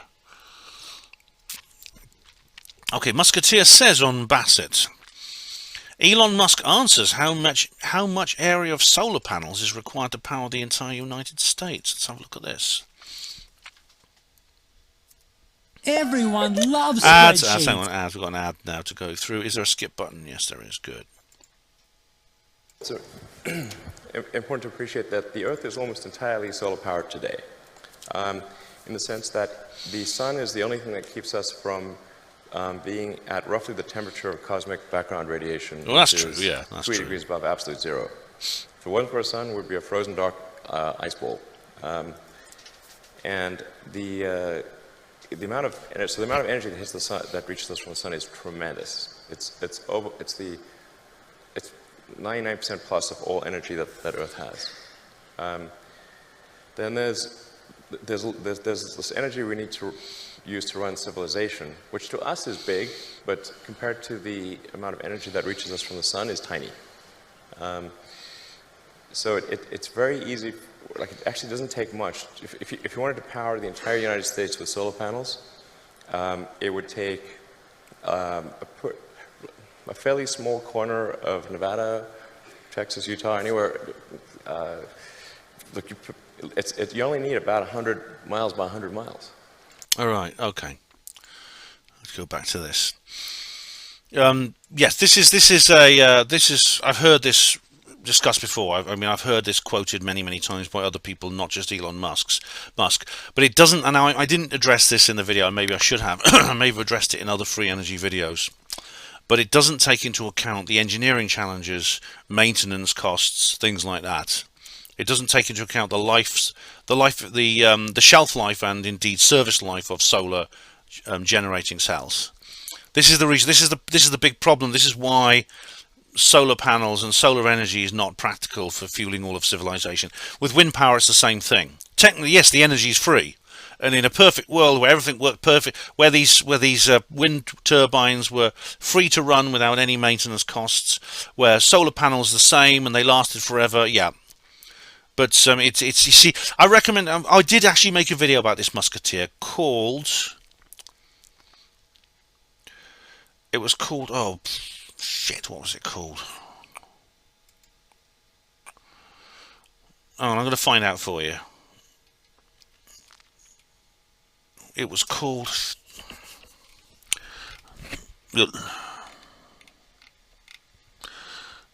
Planet of the Humans. It was called Planet of the Humans. In that particular video, I actually address this point. Indeed, the video itself addresses that point. Bassett on hearings. Bassett on the hearings. Patrick Patel, hello Patrick. Stephen reminds me of the android bishop from the movie Alien 3. I see the sort of similarity. Yeah. Patrick also says, "Thanks for making this video, Ben." Oh, you're very welcome, Patrick. It's good to see you back. And here we have Crafty Nihilist on A Person Goes to OLM. 1,400 views. That's 1,396 on me. Yes, and I say it's... And Crafty Nihilist says underneath, it's quite poignant in areas. Yeah, and I do think it's... I did put in a text comment here. I'm glad you appreciate what I do, Crafty, and I'm glad that lots of my viewers do. I think I'd like to get... If only I could get those kinds of viewing figures on my non-drama videos. These are the kind of views I used to get quite regularly before my shadow ban on the non-drama things. So yeah, I'd like to get that. I'd like to see that happen again. Okay, we now on to Jacob's Ladder Watch Party Introduction. Steve071 says, "Hello, Mr. Ben. I've not seen this film yet." Oh, Steve, well, you've got plenty of time to see it, because I won't be doing the review and live stream until quite a long time after I come back from Blackpool. And on Friday, I'm heading off for Blackpool to the Awakening Expo, which you will see in an upcoming video. Same video, Ravenhill says, "I remember this film. It really freaked me out back then. I couldn't watch it until the end." It's pretty scary. Actually, it's a really it's a kind of like body and psychological horror. It scared me when I first saw it, and seeing the deleted scenes actually are really scary. Probably the scariest part, and the deleted scenes are definitely the scariest part. And the problem is that they were removed from the video because the test audience didn't like them. I'll go into more details about this in the actual review. Yet taking them out really makes the film. It really makes the film, the plot, it's a structural flaw in the plot, as I'll explain. Same video, Steve071. "Are you doing a Blackpool reportage, Ben?" Yes, I am, Steve. And I put yes in my Benny J account, my backup account there. And we have here a spammer. And Brett Riverboat says here on Jacob's Ladder Watch Party Introduction, "This film scared me to death. I was only 10 when I watched it." Oh, Brett, that's way too young to watch Jacob's Ladder. You watched it when you were 10. What were your parents thinking of? Did they let you? No, honestly, if I'd watched that when I was 10, I'd have shit myself for months. You were way too young to watch it, mate. Way too young. Alex Ritchie said on Jacob's Ladder, "Where's your white shield? For fuck's sake, you wore the mask to invoke conversation." White shield. You wore the mask to... What are you talking about? Actually, Alex, you're talking riddles again. Jacob's Ladder Watch Party, Diego Rivera. "What about the China alien signal?" Ah, yes, I addressed that in the live stream I did. And funny enough, a lot of the news stories connected to that have now disappeared. I don't know why that is. Karim Najari says here on Jacob's Ladder, "Actually, many movies that are supposed to take place in New York are actually shot in Vancouver, Canada." Oh, really? Oh, I see. I suppose it would be... Maybe, Karim, that's because, you know, if they all did it in New York, it would be exactly like I said it would. You know, every single block you'd have like a film set put up there. Is Vancouver very similar in terms of, you know, architecture, street layout to Canada? I've never been to Vancouver. I've just seen it in videos like David Icke's video with John Ronson. Tessa1111 says in Jacob's Ladder, "Sorry, Ben, Joseph, Jacob's son, did the dreams of 7 years of feast famine for the Pharaoh." Oh, right, okay. I knew it was right. You know more about the Bible than I do. Tessa also says here on the same video, Doctor Strange 2 could have been shortened to 1.5 hours. It's so horrible. Doctor Strange 2. What's that? Doctor Strange. Doctor Strange 2. It looks like some kind of Superman movie or some kind of superhero movie, a Marvel adaptation or something. Most of those are not very good. Crafty Nihilist said on Jacob's Ladder, "We watched this. I couldn't remember any of it. Mark had to remind me. Still no idea." Oh, really? Oh, Crafty, you're going to have to watch it again before the review. Jimmy Wormholes, that's a good name, on Jacob's Ladder. "Great film. That photo looks like Alex from The Clockwork Orange." Yes, I caught a very good still there from one of the clips. It's Jacob Singer going like that. And we have here on Bassett Hearings, JMH says, "The idea that disclosure, quote unquote, would solve any of the world's problems is laughable. Not to mention there's nothing to disclose. I find it hilarious that UFO enthusiasts constantly predict imminent disclosure, which never comes. It's like an interstellar waiting for Godot. Firstly, disclosure would solve many of the world's problems, because it would I think it would boost morale for most people to know we're not alone. I think it would frighten a lot of people, but it would inspire and invigorate a lot of people as well. It'd be uplifting. Secondly, the disclosure issue, I think, is intimately connected to the free energy issue. And the declassification of free energy would solve so many economic, environmental, social problems. It's unbelievable. Just imagine energy costing no money. Look at the world today with the energy prices going up and famine being predicted. Just imagine you didn't have to pay for your energy. JMH, my whole book, Roswell Rising, A Novel of Disclosure, is about that, and many other videos I've done. So if you've not watched those videos, please do go and watch them, or indeed buy the book, £10, all good bookshops now. She says here there's nothing to disclose. Yes, there is. I find it hilarious UFO enthusiasts constantly predict imminent disclosure, which never comes, like an interstellar waiting for Godot. Well, it says never comes, but what if it does? I mean, the thing is, you could be sitting there waiting for a train, like for half an hour, and of course the train never comes, does it? Until it does. Until it does. The train may be delayed, and you don't know when it's going to turn up. Oh, this train will never come. And then suddenly it rolls into the station, and suddenly the train's arrived. So you don't know it's never going to come until it has. And I know that's paradoxical, because of course if it really never comes, then how will you know the difference beforehand? But I've given reasons why I think disclosure is imminent, and if you think I'm wrong about those reasons, then by all means discuss it with me. But I think you're wrong about this idea that it'll never come. Okay, Dag Jab says on Aerial Phenomena live stream. Here we go. He says here, you should go on Eric Von Essex's show, Ben. Not on YouTube, though, as he's had a ban, and have a discussion with Chris, Deb Singleton and John Hamer, Mr. Titanic Switch Theory, about UFOs. But don't upset John too much, as he's a hardened believer that aliens from other planets do not exist because there's no outer space. I'm doubtful Richard D. Hall is of that viewpoint, considering the amount of research he's done on the UFO subject right from the very start on his Rich Planet show. And he's no flat earther either. But it may be his views have changed. I know John says it's only his opinion, but where do opinions end and facts begin? Because in my view, there can be only one, i.e. planets. Either planets exist or they don't. Or are we creating our own reality from one another? Excellent comment, Dag Jab. Firstly, I have been on Eric Von Essex's show about 7 or 8 times, and he does still have his YouTube channel. And if you go there, you'll see the videos I've done with him. They're still there. Chris, which is Essex's real name, Eric's real name, I'm happy to talk to Deborah Singleton and John Harmer. I don't know much Deborah. I don't know Deb. I don't know very well.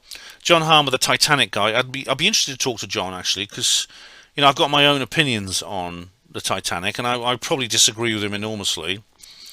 As for the aliens, he may disagree with the aliens exist, but I will obviously put my point of view across. I hope that won't upset him. As for Richard D. Hall, it does often change his mind on things, and I think he's going down more the secret technology route with UFOs. Although he hasn't rejected and eliminated the idea of extraterrestrial visitation. I personally think he's gone too far down it's secret technology route. Personally, I think he has. He's definitely not a flat earther, no, and his views haven't changed on that. I'm happy to debate people on the flat earth, including on Eric's show, if they want to talk about it. I've done debates on the flat earth before. But, Dag, recommend me to... Well, I mean, I can talk to Chris myself, but if you recommend me as well, maybe we could do another show together with those two people. Bassett Hearings, Steve Mumbling, and of course, the commercial solar farm link has been deleted again. You're the ones perpetuating a truth embargo. Steve, I have not deleted that particular comment. If it's gone, it's not my fault. I'm just going to keep repeating that over and over again. Mel Browning says on Angel of the Outer Limits. I've had a few sleep paralysis episodes throughout my life, Ben. It's a peculiar experience. I haven't been sleep paralysed while sinking into my bed and dragged out by my feet by some mysterious force. I have been asleep paralysed while sinking.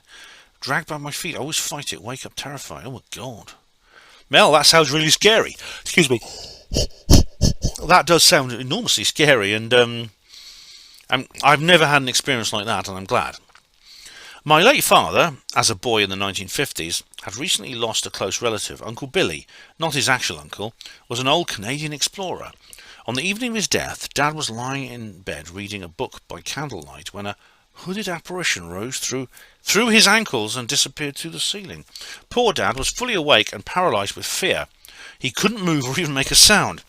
He described the incident as utterly terrifying, primal fear. God, Mel, that's there's an emoji of a ghost here and a frowning face.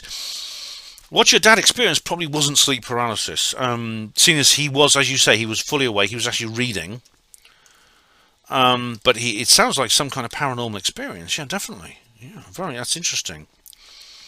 York, an old video. Well, it's not that old, a couple of months old. The respected Lex says here, the respected Lex, that's a good name, someone I've not heard of before, as a timestamp. What did you say? Harshaka? What did I say? Let's have a listen. Harshaka. Because, of course, this is the heart chakra of the world. It's heart chakra. Sorry, I'll write it down for you. Let me write it down for you. Sorry, I wasn't very clear. Maybe I was mumbling a little bit there, respected Lex.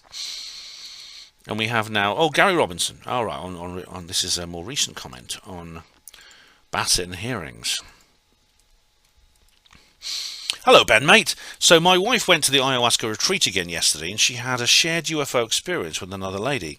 As with her first ayahuasca trip, she noticed that the sky had different coloured layers to it, and in the very top layer, her and another lady could see what they referred to as a spaceship, which looked like two angled squares joined together with green and red lights. They could both see it. However, other participants who were not yet under the influence of ayahuasca couldn't see it. This is very interesting because it's in line with the theory that some UFO events are the result of people having a DMT experience. Yeah, sometimes these, like the angel I saw, these things only appear under certain states of consciousness. And indeed, I don't know if you've read Terence McKenna's book. I forgot what the title is, but it's the book about his trip into. I think it was in 1970. He went with his brother into Terence books. It was about 1970. He went for a trip into the Amazon jungle, and he saw a UFO as well when he was on. He's written so many books I can never find this. But you just check out his books. It's the one that covers his 1970 expedition into the Amazon with his brother. But he had a similar experience, saw a UFO. Gary continues. She said that most of the evening was a little confusing and hard to explain, but she did have an experience where her jaw began to feel stiff and eventually felt like it wanted to detach itself from her body.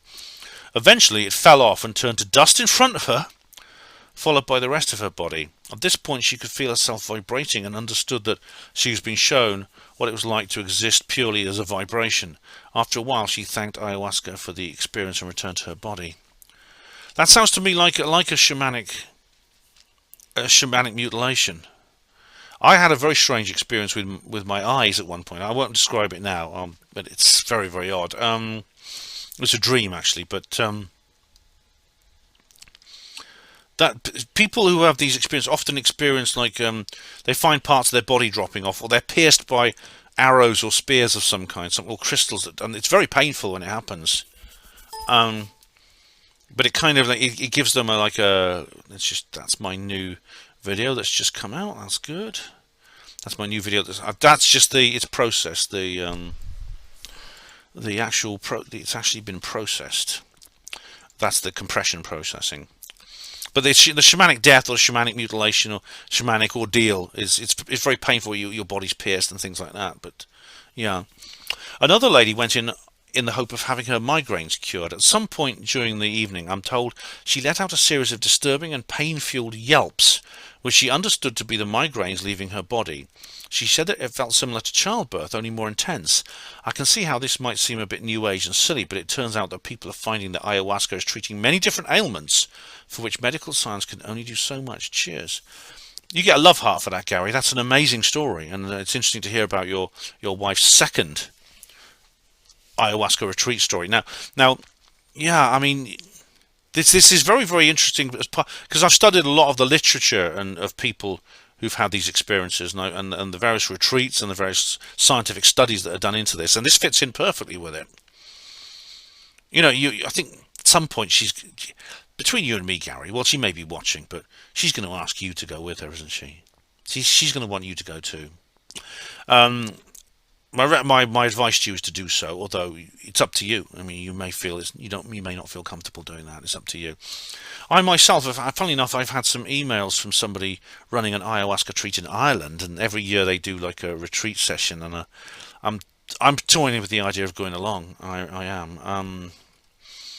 But again, this is not something to take on lightly, and it is. You know, when you do these things, you will probably feel like an astronaut. You're walking up towards the launch pad, you're looking up and you're seeing the rocket, and you're thinking, "Oh my God, I've got to get onto the top of this, and it's going to blast me into the stratosphere." It is like that. I mean, it's something, and it's something. The preparation process, the purification process is. It's a part of that, so to create the ideal setting to do this safely. Well, good luck, mate. And hope she continues to benefit from this. And you've already had you mentioned your drinking thing. You know, you've already had like a kind of shared experience already with her. The Falklands War 40th anniversary, my most recent video. Kerry Woolley says, "Thule, here be dragons." Well, maybe not dragons, but certainly blue aliens. Tessa says, 1111 says on the Falklands War 40th anniversary live stream, Eva Perron, not Isabel. Oh, I don't know what her name was. I know it's Mrs. Perron. Like I said, I've seen the musical Evita. Tessa says, China's detected its UFO radio signals. Said it wasn't true. Spooky. Now, this is interesting, Tessa, because Diego Vera's been going on about that, and I did check it out. It seems a lot of the material's been lost now, has been removed. However, as I said in my SETI talk, you know, you can't cover these things up. If there are radio signals coming from a distant planet, other people are going to go and look for it. There's too many radio telescopes in the world, as well as amateurs, to cover this up. Astronomy is the one truly democratic science. All the data's above our head. So, for whatever the reason, if for whatever the reason this has happened, it's not because they want to cover up the fact there are radio signals coming from the sky, because that's impossible. But it's interesting, that, isn't it? Yeah. Hillary Drinkwater says on Bassett. Just put this in here. Nope. However, I don't know what you mean. Nope. Reply to who? I don't know what you mean. However, there is an associated long-winded saga about what finer venue to air it than at Ben and J. Porter's Place. 2022 is about the conversation we had to have. Why? What are you talking about, Hillary? My place? I mean, I've got my little room here, and I have a shared accommodation with two other guys. What are you talking about? Anyway, the Downtown Health Project is all about extracting the venom from Her Hissiness's fish cocktails and the wine bar at Regent's Arcade. All these words are spelt wrong. Corkindale is donating to the Progest enormous volume of venom as the key to freedom spaces return to Judaism, the great separator day unto day. Postscript, that ship entered our atmosphere against orders not to, and the subsequent placement of the Van Allen belt made sure we didn't leave. Oh, it's like the this idea that we're contained, yeah. I think the Van Allen belt is a natural phenomenon, it's not artificial. It's created by the interaction of solar wind with the Earth's magnetic field. In the past few months, the ship, which still had 1,400 years of fuel on board, has been videoed above ground with a gaggle of dupes catching a photo op hanging around under it. They all died of radiation poisoning soon after, returned to the higher echelons, had Taurus materialise on board, thus killing everyone else but releasing the ship for a guided tour through the radiation belt where it was later scuttled. An antimony that packs, these are in quotes, these words, a surprise can be accommodated by nothing less than a repudiation of our conceptual heritage. If anyone else understands that, and could you please translate what Hillary said? Right, Gary Robinson says on Angel of the Outer Limits. It's just 24 minutes ago, or 24 minutes before I started this particular recording. Ben, mate, in regards to hypnopompic and hypnagogic states of consciousness, I remember having a very strange experience a few years ago whilst taking a brief nap in the afternoon. As I dozed off, I suddenly found myself in what I can only describe as a fancy early 1900s club or restaurant, which looked like something out of Once Upon a Time in America. I was standing amongst the tables with a group of people, and we were taking valuables from the people sitting at the tables, who appeared to be very well-to-do. The experience only lasted about 5 seconds. However, it was very vivid, and during those few seconds I had a complete understanding of the situation without being told, which was that I was seeing through the eyes of someone who was a part of a gang of people who were robbing the place.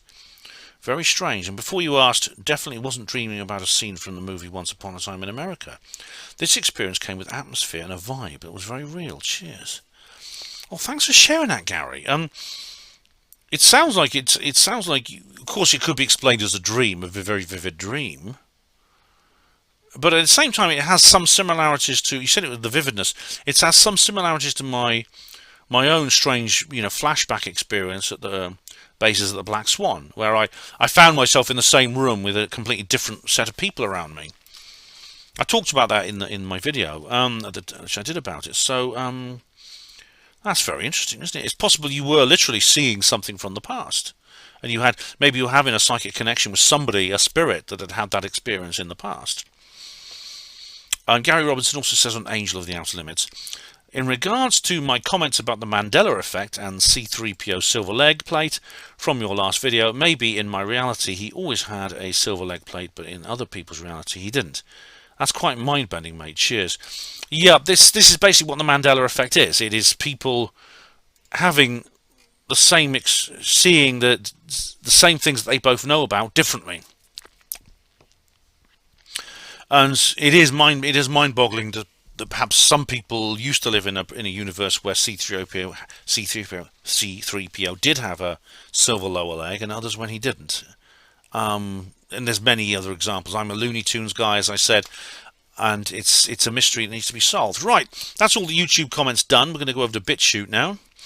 Now, I made a silly mistake of not deleting all the previous comments from the videos I did from the last one, so I'm going to just check the dates on the last comment reply video and make sure, and I won't answer any comments I haven't answered after that. I will remember to delete all the notices. It was in 5th of June, right, so I'll go down to the 5th of June. Okay, so we're just going to scroll. Actually, the only way to do this is to scroll down, but at least you do get comment notifications from BitChute now, which is great. I appreciate Ray doing that for us, and whoever else did it. Okay, Falklands War 40th anniversary.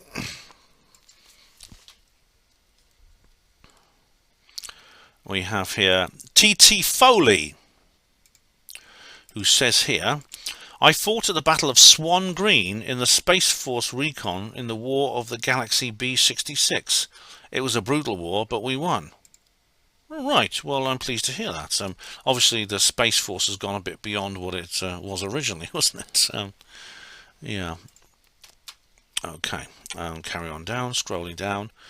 We have here, right, what's this? Oh, this is Sweeps Fox. Oh, it's on one of his videos. All right. Okay, it's on one of his videos. So I will. I'll just put here. You're welcome, Sweeps. Thanks for the interesting uploads. The Sweeps Fox is a good guy, actually. He actually speaks a lot of probe. He's an Irish bloke.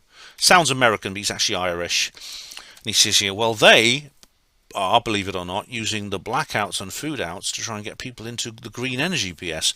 Most are still dumbed down. Actually, sorry, I'm going to break a rule and make this and need to have fossil fuel since nuclear is poison and there is no climate problem. We need CO2 as explained in the video. Stupid Gates wants to block the sun, stop photosynthesis. I mean, electric cars equals more environmental health damage than oil and coal and gas. Thanks for being here, Ben. Oh, you're welcome, Sweeps. It's a good video. Check out Sweeps. It's called Sweeps 2 Fox. And check out his speeches at New Horizons. Interesting guy. But yeah, they are.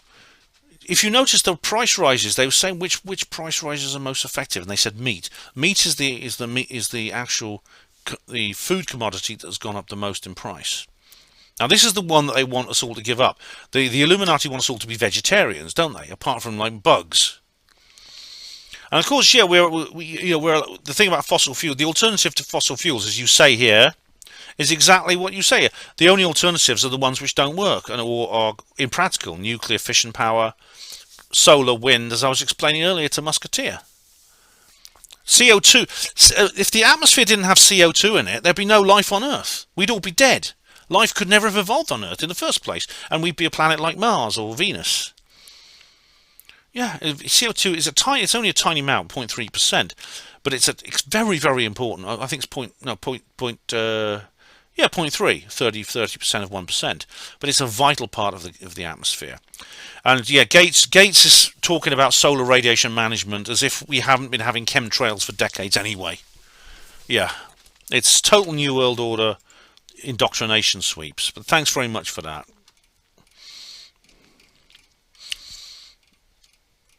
I'll just scroll down a bit more. Bob Lazar movie live stream. Oh, is this my... This appears... All right, here we go. Avalon... All right.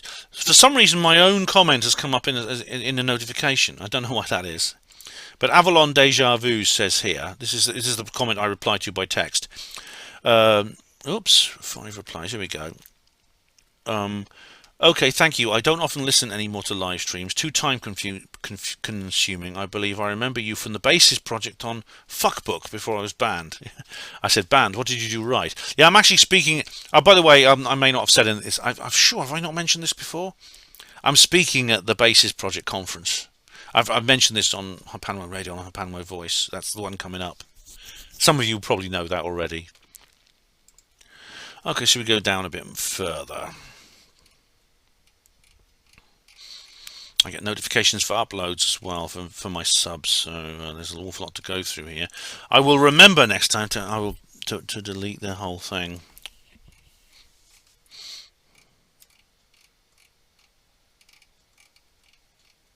I'm not on bloody share screen, am I? No, I'm not. Okay. Screen capture.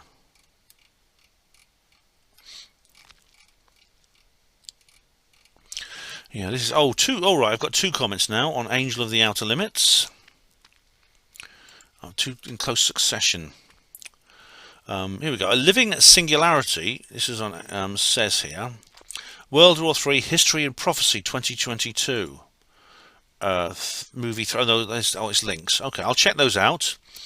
Ronan the Tartarian, that's a good name, says archetypes.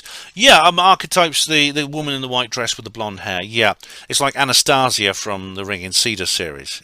It is a kind of archetype. And Holt is on here saying surprise, and there's a link here. I think this is spam. Actually, I'm not going to click that. But these are things living in living singularity. Says here we go. World War III History and Prophecy. All right, part 1. All right, I'll check that out. Thank you very much. Continuing. Oh, well, there's UFO disclosure. Bassett on hearings. TT Foley says here. Oh, here we go. First we have Dave. Oh, we've got 3. We've got a lot here. 00 Dave 7 says, so you suggest you deeply investigate the firmament which lays beyond Antarctica and outer space, loaded with large continents.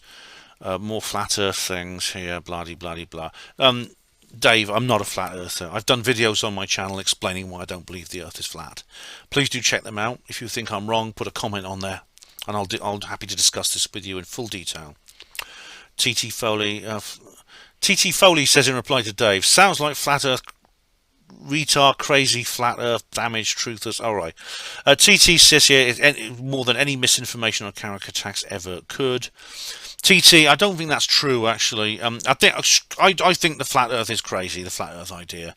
But I don't think it's damaged the truth movement. I think a lot of the sort of I don't think it's active disinformation either. I think it arose fairly organically from Eric Dubé's book.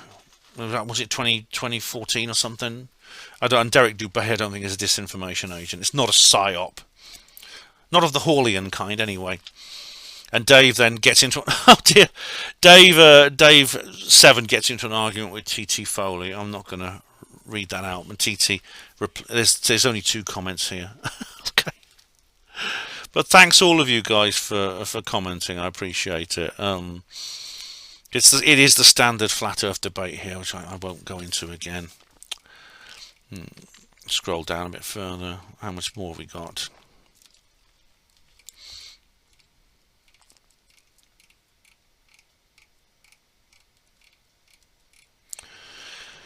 Oh, here we go. I think we're getting there. 1 week, 5 days. Bloody.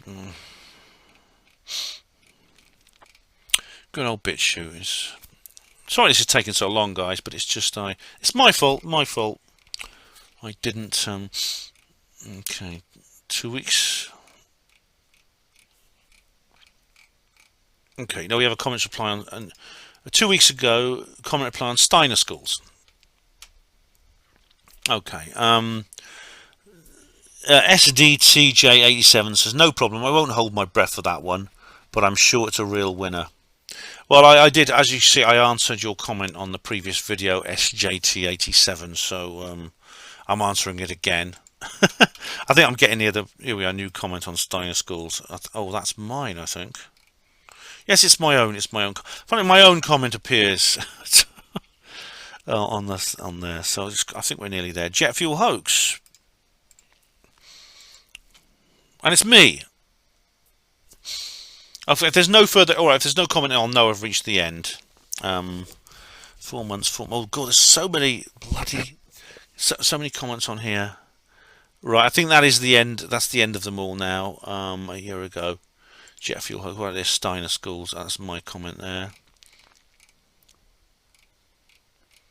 I think that's it. I should do a double check. I thought I'm missing someone out. I'm like that. I'm diligent, maybe over diligent. Yep, that's it. Okay, on to Odyssey. Now again, I didn't get any comment notifications, so I'm just going to go through all the uploads I've had since my last comments reply video. So there's not many. So it's Rin McKinley. Oh yeah, comments reply 59 first. I know with Rumble I've got to write them down because the notifications don't last very long. The notifications on Odyssey only actually last. No comments. The notifications on Odyssey themselves only last like about 10 days. So you've got to make a note of them, basically copy and paste them into your notes. So if you're going to do these comments reply videos, if you do something similar to me. Some YouTubers are doing that actually. They've kind of like emulated me. Come on. Okay. Video we're talking about. If you want to keep watching and just watch the video. No comments. The entire video is on here. No comments. Bassett on hearings. I think I'm going to get this inside 3 hours, hopefully. Oh, we've got Shelley of the Red. Good old Shelley. Yeah. Thanks, Shelley, Thanks for commenting. You're a regular commenter, I know. Shelley says he's too arrogant for my patience, and she said also underneath, not that I'm wonderful, but I was made to kiss my authoritarian mother's boot or else, and anything smacking of bullying bothers me. Good to see you keeping focused on disclosure. Thanks, Shelley. Yeah, I mean, you know, I wouldn't call Steve arrogant. I've known him for a long time, and I don't think he's arrogant, but he is very misguided in certain areas. And you go outside the UFO area, the topic, and he's like, he's incredibly mainstream for some reason. I don't quite understand these what I consider pretty mutually exclusive mindsets and worldviews he can hold at the same time. It's a bit like Orwellian doublethink. It really is. Thanks very much for that, Shelley. Angel of the Outer Limits. I don't remember getting a notification for Shelley of the Red's comments, actually. Here we go. No comments. Jacob's had a watch party introduction. No comments. It's put down to... And finally, Falklands War 40th anniversary live stream. No comments. Okay, that's Odyssey done. I hope everyone's alright. On to Rumble. I haven't had any comments on my other platforms. I hardly ever use them because I do have a couple of uploads on. I have a couple of uploads on, brand YouTube, but it's so unreliable. It's not bloody worth it. They replied to comments 59. I was going to do the same thing. No comments. Rin McKinley. No comments. Bassett on hearings. No comments. Angel of the Outer Limits. I've got to remember on Rumble you've got to make a note every time. No comments. Jacob's Ladder Watch Party introduction. No comments. Finally, Falklands 40th anniversary live stream. No comments. Right, nothing on Rumble at all. Okay, let's go back to the channel and do a refresh. Oh, no, see, I could do a quick refresh here. I'll just get rid of the. There we go. I'll just do a quick refresh on this.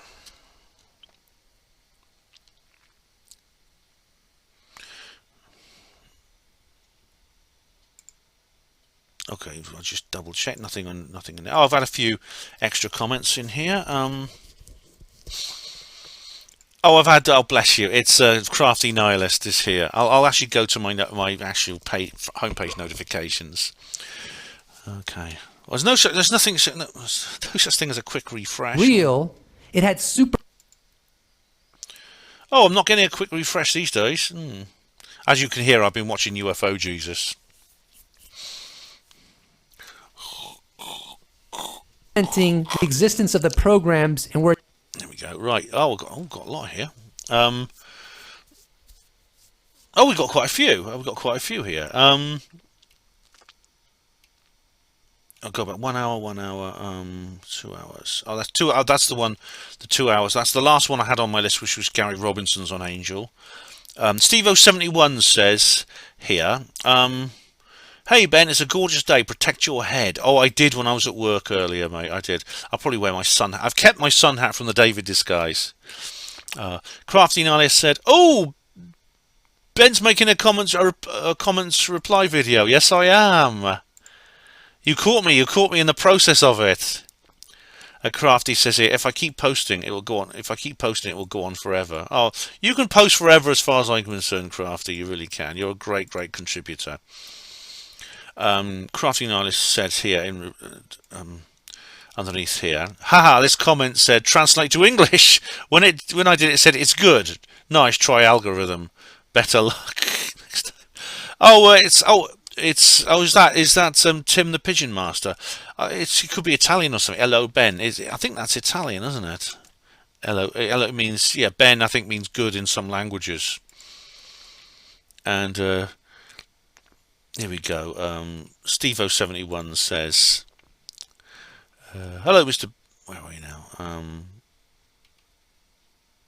Oh, that's not good. Oh, he says here, oh, great. I love your. Great. Love the conference reportages. Oh, thanks. Thanks very much, Steve. I'm looking forward to it enormously, actually. I really am. Respected Lex has replied on York. If I can get it to go. Question mark, he says here. Britain is the heart chakra of the world, question mark. Yes, it is. Now you understand what I'm saying. Now I've spelt it out for you. Yeah. Right, that's it. No more. I'll just do one more refresh, and then if there's no more comments, that's it. There was a religious aversion to the subject matter. All right, I'll go back to watching Lou Elizondo's Vindicated by Post-Disclosure World in a minute. Okay, guys, that's it. That's the end of the comments reply video. As always, a big thank you. It's our 60th comments reply video. It's the one in which, basically, we both make this together, don't we? It's not just me doing it, it's you as well. Because, obviously, if you didn't leave comments, this video wouldn't happen, would it? It would just be me talking to myself. So thank you for everyone who's left a comment. All the good ones, all the bad ones, all the ugly ones. I think they're all, even some of the rude ones are pretty amusing. Thank you very much to all of you. Keep watching. More videos coming soon. This will be my last video I make before I go to Blackpool, because I'm leaving on Friday. I'll be back Monday evening, hopefully with a reportage to edit. And when I've done that, you'll get my I don't know what I'm even going to call it yet. I can't think of a title. But yeah, it'll be another sort of Awakenings Expo reportage, like the one I did in Manchester a couple of years ago. So thank you all of you for your comments. Thank you for everyone who watched, even if you didn't comment. Keep watching the channel. Thank you for watching HPANWO TV. Hospital Porters, Pride and Dignity. Stop the New World Order.